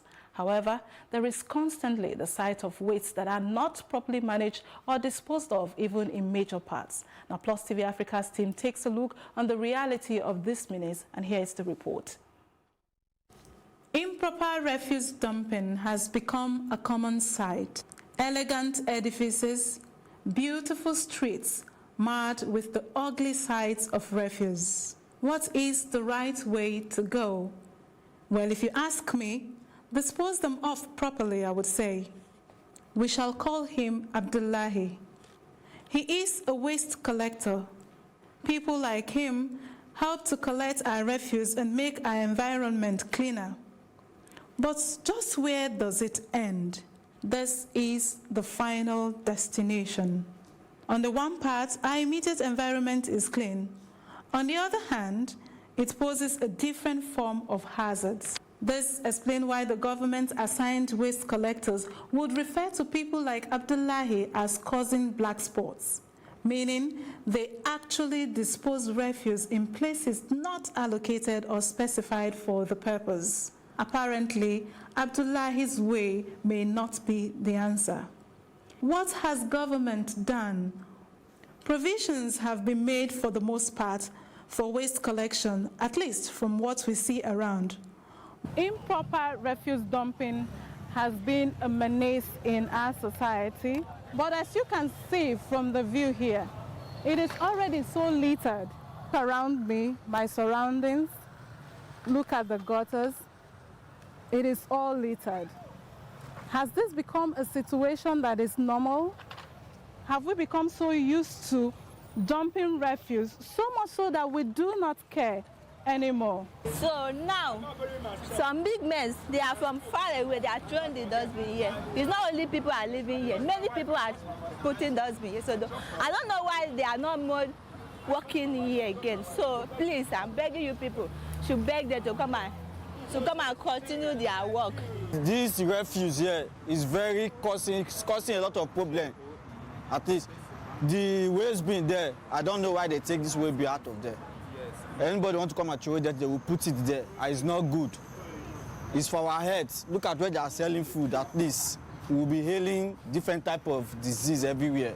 And it's not good, and this will cause sickness in our body. Look at children all around everywhere. Understand? So we want the government to do something about it. See for all the street, everywhere mess up, everywhere they smell. See the waste bin and see dirty, they no fit come pack am. Government no dey help. It's not good now. What we cannot say is, why is it difficult, for instance, for someone to do this? I use this and do this. It is simple. Why are we not caring for our environment? Why are we not caring for where we live? And even by extension, our health. Is it a problem of society? I do not have the answer. Amaka Okoye, Plus TV, Africa. Now joining me in the studio to discuss how to transform this waste to wealth is Prince Kwame, who is a plastic waste recycling consultant. Thank you for joining me this morning. Thank you so much. All right, you've seen that report there. First and foremost, I know, of course, that part of what you do is being able to recycle plastics and sachet and transform it to different things. Now tell me, what can we do? How do we transform this so-called waste to wealth? All right, so I think the current model is probably waste companies go to households, go to community centers, pick up this waste and take them to the landfill where it's burnt, buried, or incinerated. This system doesn't work again because, first of all, it's not sustainable. So one way that this could be handled is through recycling and segregation. So before a waste company comes, there should be segregation bins. So segregation bins for organic waste, for plastic waste, for e-waste, and various forms of waste. So this is what we call a circular economy, creation of circular economy. So the plastic waste goes to recycling companies, but bear in mind just less than, not all forms of plastic are recyclable. So for instance, at Coliba, a company I work with full-time, what they do with the plastic waste is they actually work with two streams of waste, which is the sachet waste for your sachet water. Mm-hmm. This is actually recycled into pellets and then exported for companies, specifically companies that do new things with them. So make chairs and make plastic chairs from them and all that. Second option is a bottle, which is the PET bottles. So these are called the Nestle drinking water bottles, and those ones are converted again into various items, which is used for bottle to bottle. So it's recycled back into bottle. And also bottle to fiber. So mostly companies like Peppermint in Germany, most of the airline seats and your jacket, polyester is made from PET, so your clothing are, so it's also bottle to clothes, which is also in the fashion industry. So that the waste stream on the landfill is massively reduced. So I think these are sustainable ways we can see how that we can transform and reduce those waste in the value chain. Okay, so having said that, I was there and I saw what you do in Ghana. And now speak to me how this has materialized also into a big chain of business. and causing employment also. Awesome. So, for instance, in Ghana, there is a massive collection done by waste pickers. The recycling sector is informal, it's unstructured. So, Ghana recycle less than 10% of the plastic waste. And this 10%, 90% of this is recycled by waste pickers. And they wake up typically around 5 a.m., move around. Waste picking is the only job that doesn't require capital. It is surprising that there's a huge amount of recycling happening in the rural communities than in the developed communities. This will be shocking because in Ghana, I don't know about Lagos, but in Ghana, what I know is that people segregate their waste because they know an old woman will come, a middleman will come and pay for it. They don't care about the environment, but they know that they are segregating because they need to survive, they need to earn money. But in irony, they are protecting the environment. But in middle and high income households, waste companies don't provide those services, so everything goes in the same bin, ends up in a landfill. The same waste picker comes back for that same trash that flew from the middle and high income household and then picks them up because they don't need revenue. So what our business model is doing, it has escalated, it's created more jobs in the sense that we are rolling out segregation programs. So waste pickers now move out from the landfills and can connect to households that are segregating their waste. And now they have access to non-polluted waste, which is much more of high value, so they are paid more for it, which is high income for them, and then there's consistent pickup of these waste. So there is more job creation because of that transformation and segregation of waste. All right, that's great. And then finally, how can this be replicated? You know, we know there are so many conversations now about caring for the earth. It's a global issue now. So how can this be replicated in other parts of Africa, you think? I think it's the same problem across West Africa. So look at Ghana to Nigeria, Nigeria to Burkina Faso. It's the same waste problem. So I think there are already waste pickers on the ground. What is involved is a sort of innovation for startups and new businesses and even waste companies to leverage on these network of waste pickers and see how to formalize their role, and because waste companies alone cannot address this problem. So at Coliva, the company we work with, they use a tech support system, which is a SMS-based and mobile platform to put recycling services at people's fingertips, which connect waste pickers to these services. And so the work is not just on generic waste companies. So this can be easily replicated with technology and with the right people on the ground. Thank you so very much, Kwame, for joining me and sharing your thoughts there. And now it's time to take a quick break. Stay tuned for more news when we return.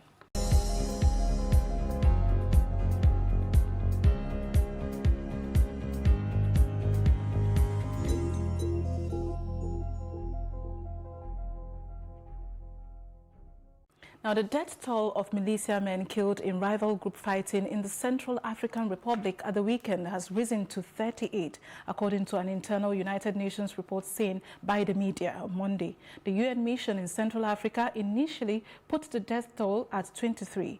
The two armed groups had signed a peace deal in February. Fierce clashes between militias in recent months have raised concerns about whether the peace accord aimed at ending this years of violence in CAR would hold. The country's president, Faustin Archange Touadéra, this month told media that the agreement was quite strong.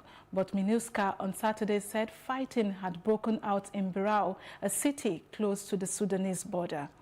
Now, the chief prosecutor of the International Criminal Court appealed on Monday against the shock acquittal of former Ivory Coast leader Laurent Gbagbo over post-electoral violence that killed around 3,000 people. Gbagbo, the first head of state to stand in trial in The Hague, and his deputy Charles Blé Gaudet were both cleared of crimes against humanity in January and released the following month. Prosecutor Fatou Bensouda's office said appeal would demonstrate that the trial chamber committed legal and procedural errors which led to the acquittals of Gbagbo and Blé Gaudet on all counts. Bensouda said had cleared the pair without properly articulating and consistently applying a clearly defined standard of proof. And that's it. Up next is our foreign news.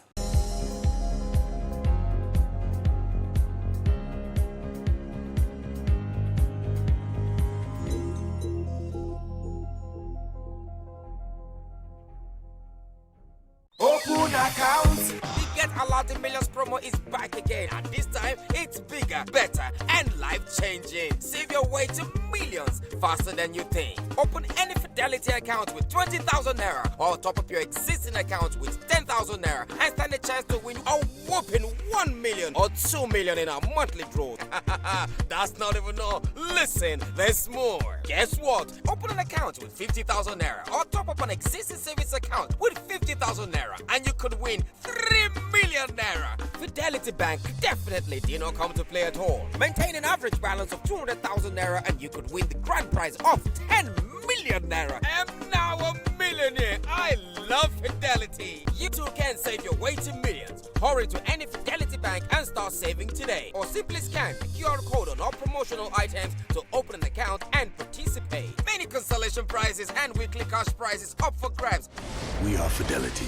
We keep our word.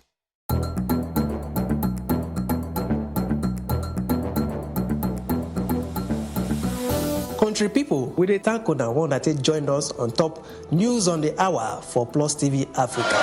This na number 63 Massey Street for Itafaji, where building just collapsed by 10 a.m. this morning. They say the Oga of the indigenous people of Biafra, Nnamdi Kanu, don't tell federal government say if they provoke him, it go cause wahala for inside the country. Because if the British citizen no be say you go enter Nigeria, come cause kasala, run go Britain, go stay in peace. Them say na the diesel truck catch fire as they try offload the diesel way day inside. Come out, fire department come try quench the fire. For the first time for Nigeria, every go enjoy television news for Ogbonge Pidgin English. For more tori, make una kukuma follow us at Plus TV Africa on top Facebook, Twitter and Instagram. Make una subscribe to our YouTube page and for Star Times on channel 308.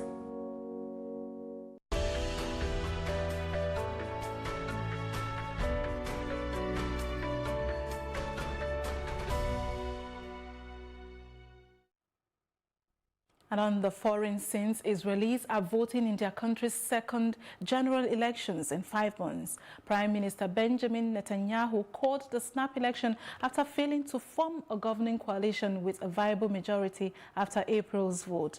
The final opinion polls put his right-wing Likud party neck and neck with its main challenger, the centrist Blue and White Party, led by former military chief Benny Gantz. Smaller parties could therefore have a big say in the final outcome.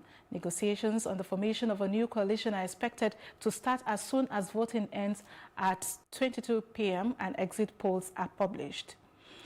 Now, the Prime Minister Boris Johnson's government will seek to persuade Britain's top court this week that his decision to suspend Parliament until shortly before the date for Brexit was not illegal, as Scottish judges concluded last week.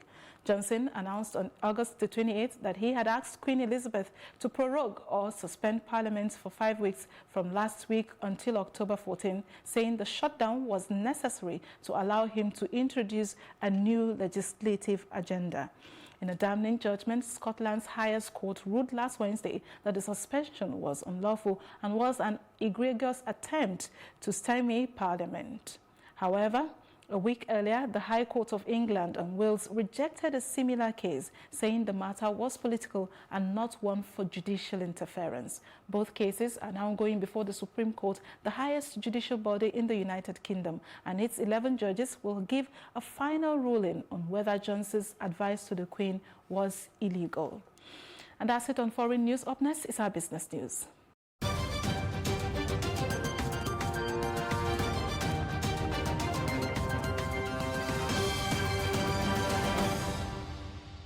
And in business, at the close of the first trading day of the week, stock prices plummeted as the ASI dropped by 1.14% following a drop in activities in the industrial sector. Irene Ubani tells us more.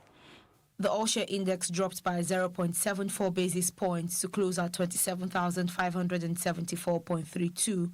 Total deals recorded at the end of the trading day was 4,795, with an equity capitalization of 13.423 trillion naira.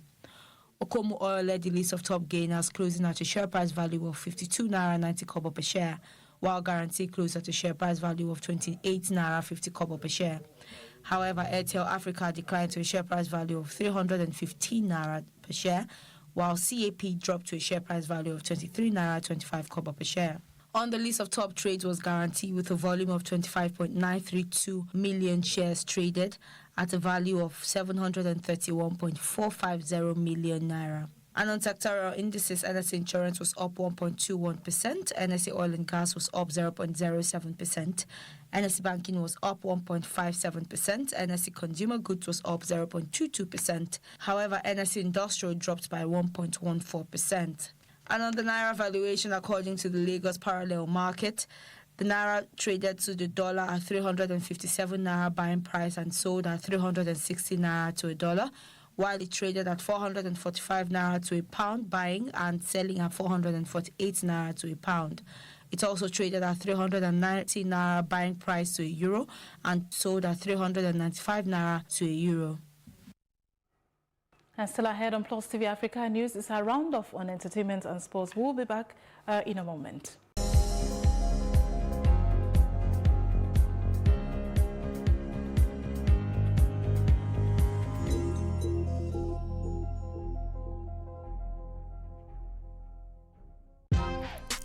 Welcome to Tea Time on Plus TV Africa, where we bring you the biggest entertainment stories and, of course, analyze them for you. You can have both parents and still end up as a useless child. I see them every day.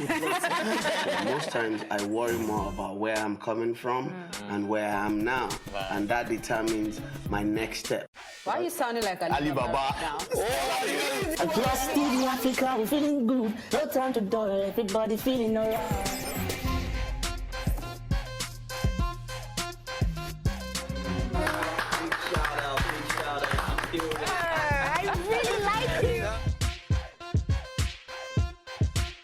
Make music and people are still buying. Sometimes I look myself minimal IU. Akpala music is for mature minded people. I got DMs sometimes from Malawi like sleeping early.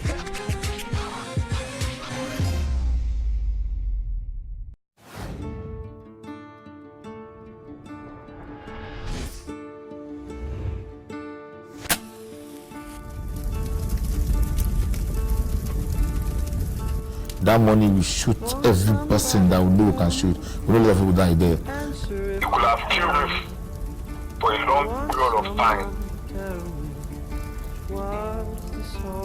Since that time why I carry gonorrhea. I first go hospital first, but it no go. Now I come make that mama. He just pulled it, he pointed and shot. What is the soul of a man? They suffer too much. They suffer too much. Issues around the Nigerian police, we have to tackle it holistically.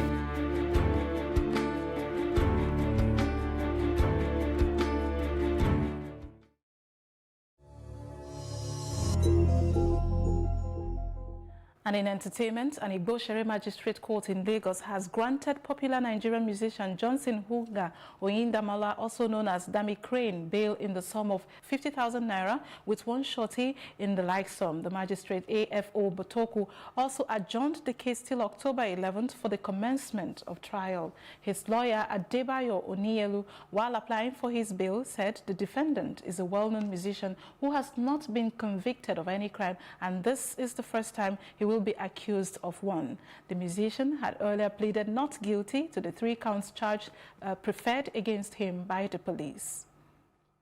Now, Kevin Hart's sex tape partner, Montia Sabag, has sued him for $60 million, claiming that he secretly recorded their sexual encounter. According to reports, Montia Sabag says her encounter with Kevin Hart in a Las Vegas hotel room was all planned by Hart and his friend JT Jackson, who was later arrested for extortion. She said Kevin's motive at that time was motivated by publicity, especially with an upcoming comedy tour, and that's why he and JT allegedly hit the camera. Jackson was later charged with 2 counts of extortion relating to alleged efforts to get money out of Hart to keep the tape under wraps. Jackson denied ever extorting the comedian. Kevin Hart had continuously denied the claims, insisting that he was also a victim. Now, that's it on entertainment. The very best in sport right after this.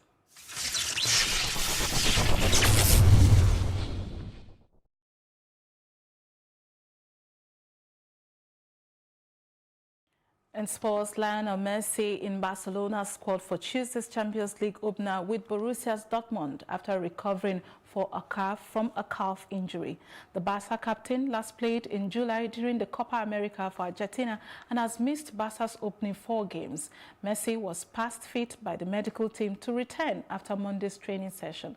Barca have also won 2 of 4 La Liga games without him. Ansu Fati is also included in the squad after 2 goals and an assist in 116 minutes of La Liga football. And that's our news roundup of events at this hour. For more news updates, please follow us at Plus TV Africa on Facebook, Twitter, and Instagram. And do subscribe to our YouTube channel at Plus TV Africa. We will be back later with more stories making the headlines. Do join us again. I am Amaka Okoye. Do have yourselves a great day.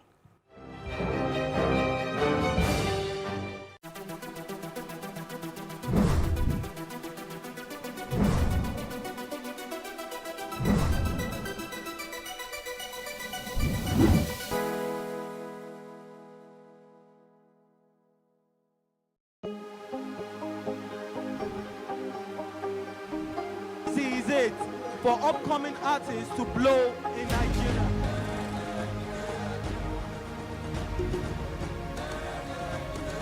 Welcome to Plus Trending. I am Buki November, your host, saying thank you for joining us on today's episode. Welcome back. It's tea time on Plus TV Africa. Practice makes perfect. I'm not perfect yet, but I'm a lot better than I used to be. He's a king. He's entitled to marry 100 if he wants to.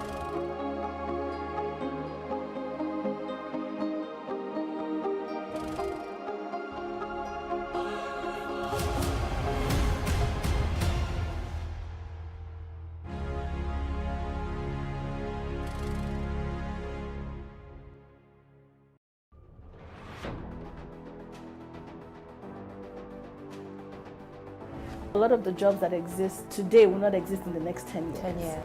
When I see people today shouting, we're not too young to run, we are ready to run. Ready to run to where?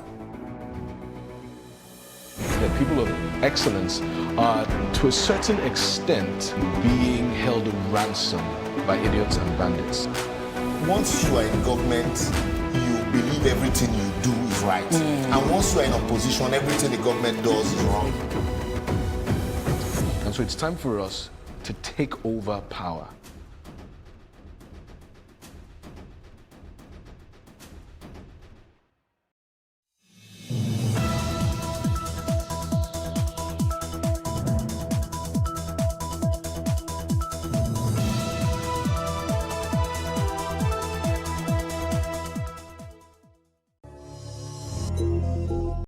Welcome to Tea Time on Plus TV Africa, where we'll bring you the biggest entertainment stories. My name is Elsie Godwin, and I'm here with Ifeoluwa Oshunkeye and Ewa Ritu.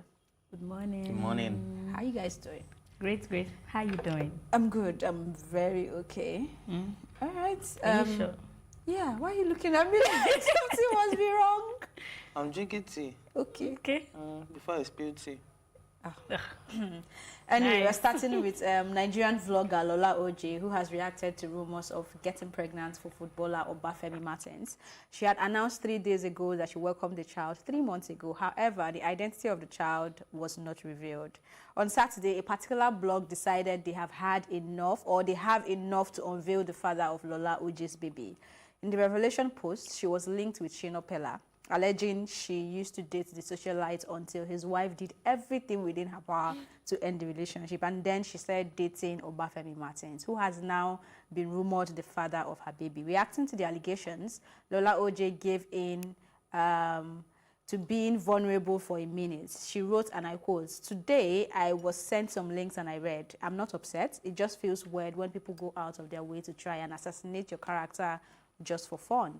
I have read some things that are, quotes, that are quite scary, to be honest. How can you legit say such things with convictions about people you have never even met? Very strange, but hey, I guess it's the social media thing, right? It is hilarious when people are wrong with confidence. Continue, confuse yourselves. It is quite entertaining." So, It's quite entertaining, actually. okay, so everything she wrote, does it debunk anything? I feel like, because she started by, I didn't read the beginning of her messages, but she started by saying she doesn't read comments and all that. Yeah, but that she doesn't in this read. case, she read comments right? No, that people sent her different links. She doesn't And read then she had to blogs read, and comment, and then she had to read it. And So I'm not quite sure if she's reacting to the reactions or she's reacting to the news itself or the rumor itself. I think she's reacting to the rumor. Okay. It's just that probably does not. I don't know. There's some things she's probably like me because I mean, if I'm there already, I'll probably just ignore most of the things. I say that if I'm there already, I'll just ignore whatever these people are saying. To be honest, she probably just found it very entertaining that people. I mean, why do Nigerians speak? Yeah. For T-Boss, the same thing. You think this one is the father. The moment you find out that you're wrong, you look for another father again. The moment you find out that you're wrong, you look for another father again. I mean, what is your business with the father of the child? It's not like you have any responsibility or the person owes you any explanation. But bloggers just go on and on, picking on people's story, looking for what is not. And at the end of the day, you're very wrong. If you really want to be a good blogger and you want people to trust your site or whatever it is, I mean, you should do better and find information, not coming out and just tying people into what is not. They should rest. If you ask me, I'll go off your question first of all. That is she debunking anything? And I'm going to say absolutely yes, because she's referring to the DMs, to the posts, the links that were sent to her. So she's telling you that she doesn't know how you can say false things with so much conviction and wondering. So that's you debunking it, saying that, look, what you're saying is actually very wrong and it's not the truth. So yes, she's debunking all of this. But the question should be, is that debunking of these allegations really what is actually going on? Because we know about people that have debunked Tony Abraham, debunked a pregnancy for months. Right. Chioma debunked being pregnant for months. You get. So I really don't know why they debunk. I think so. I think that's supposed to be the question that. Does debunking have any basis? Like, are we going to find out months down the line that okay, the father is actually Obafemi Martin or the father is actually Shina Pella? No, Shina Pella was not. No, they said they thought because the wife Shina Pella's wife was able to fight the battle. It takes 9 months to make a baby. She fought the battle for 7 months, and they did it for 2 months. I don't understand, though. It takes 9 months to make a baby. It takes 1 day, one night, new. Is the baby that will not be forming for 9 months. For you to have a child, that's what I'm talking about. Anyways, I don't know who is the father of the baby. But whether you say what's our business or not, this is our business. And you, like if you have... And she tried to hide this baby from you guys. Maybe we will not agree, but me, I will agree that I've wondered... Who is the father? No, I can't even. Right, and I've had conversations. Who is the father? I've had conversations with few people. But I thought about it, but I just felt. Of course, it's not like I'm dwelling on it. It's more like a conversation you have and you move on. Like if you don't come out to tell people. Okay, now you thought about it that. I did not just thought about it though. I had conversations with people. Okay, now you had. And in my head, please nobody should. Yes, I speculated. Wow. Because there was a gist and a rumor. Okay. That she was dating Falz.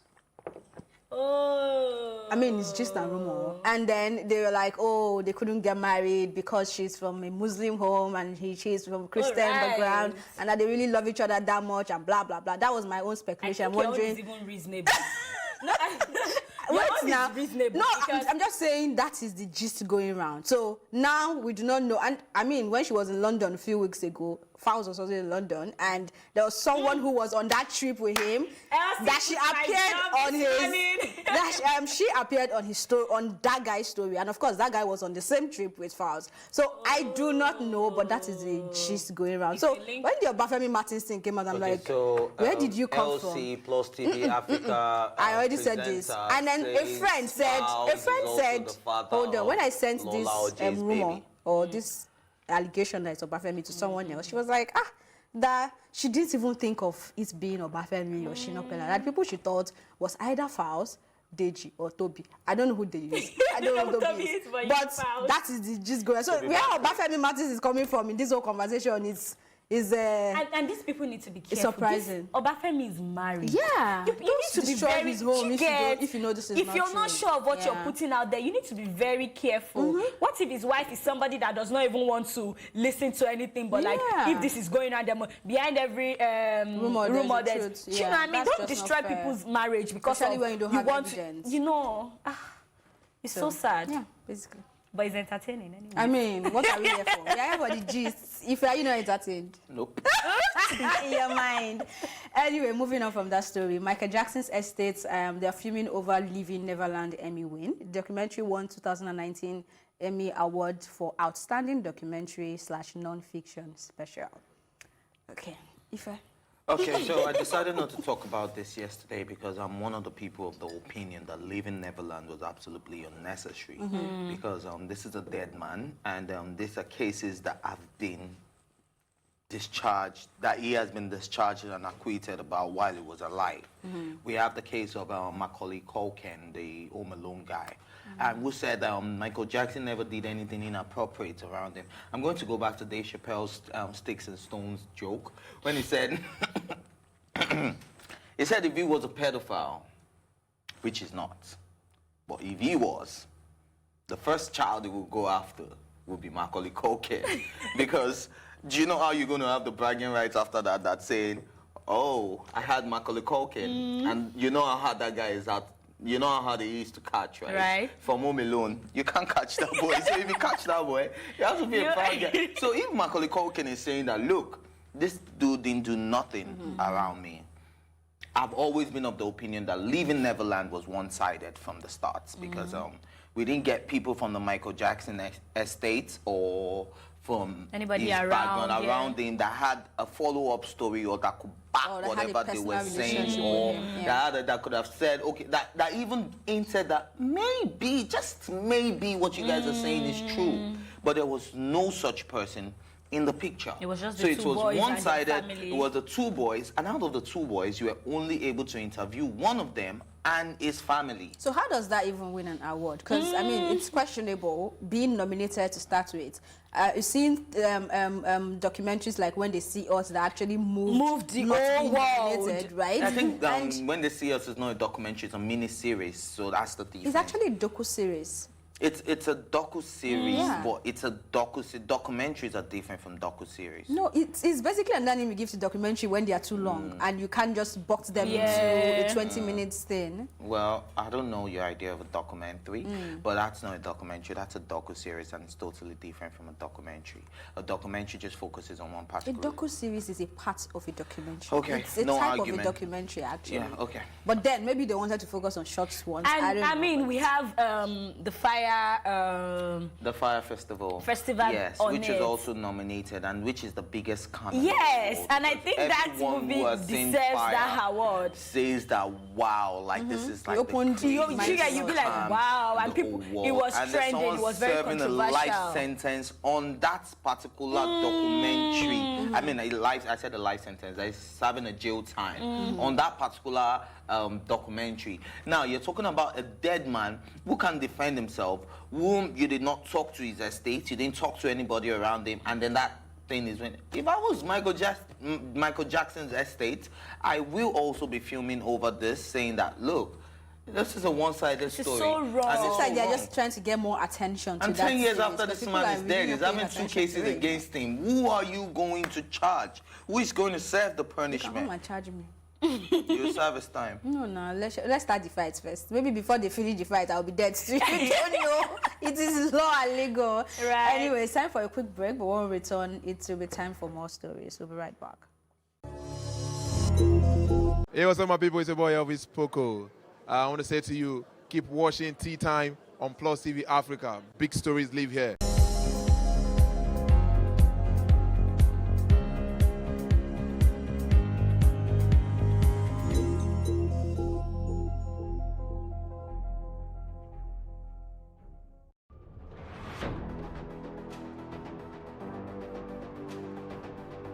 A lot of the jobs that exist today will not exist in the next 10 years. When I see people today shouting, we're not too young to run, we are ready to run. Ready to run to where? The people of excellence are, to a certain extent, being held ransom by idiots and bandits. Once you are in government, you believe everything you do is right. And once you are in opposition, everything the government does is wrong. And so it's time for us to take over power.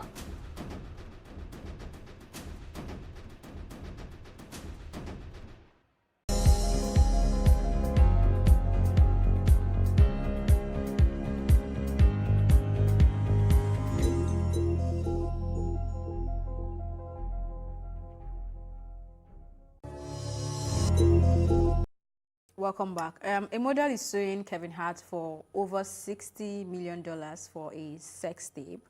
The model allegedly appeared in a sex tape with Kevin Hart. Her name is Montia Sabag, and she has filed a lawsuit accusing him of conspiring to film the intimate footage without her knowledge. In September 2017,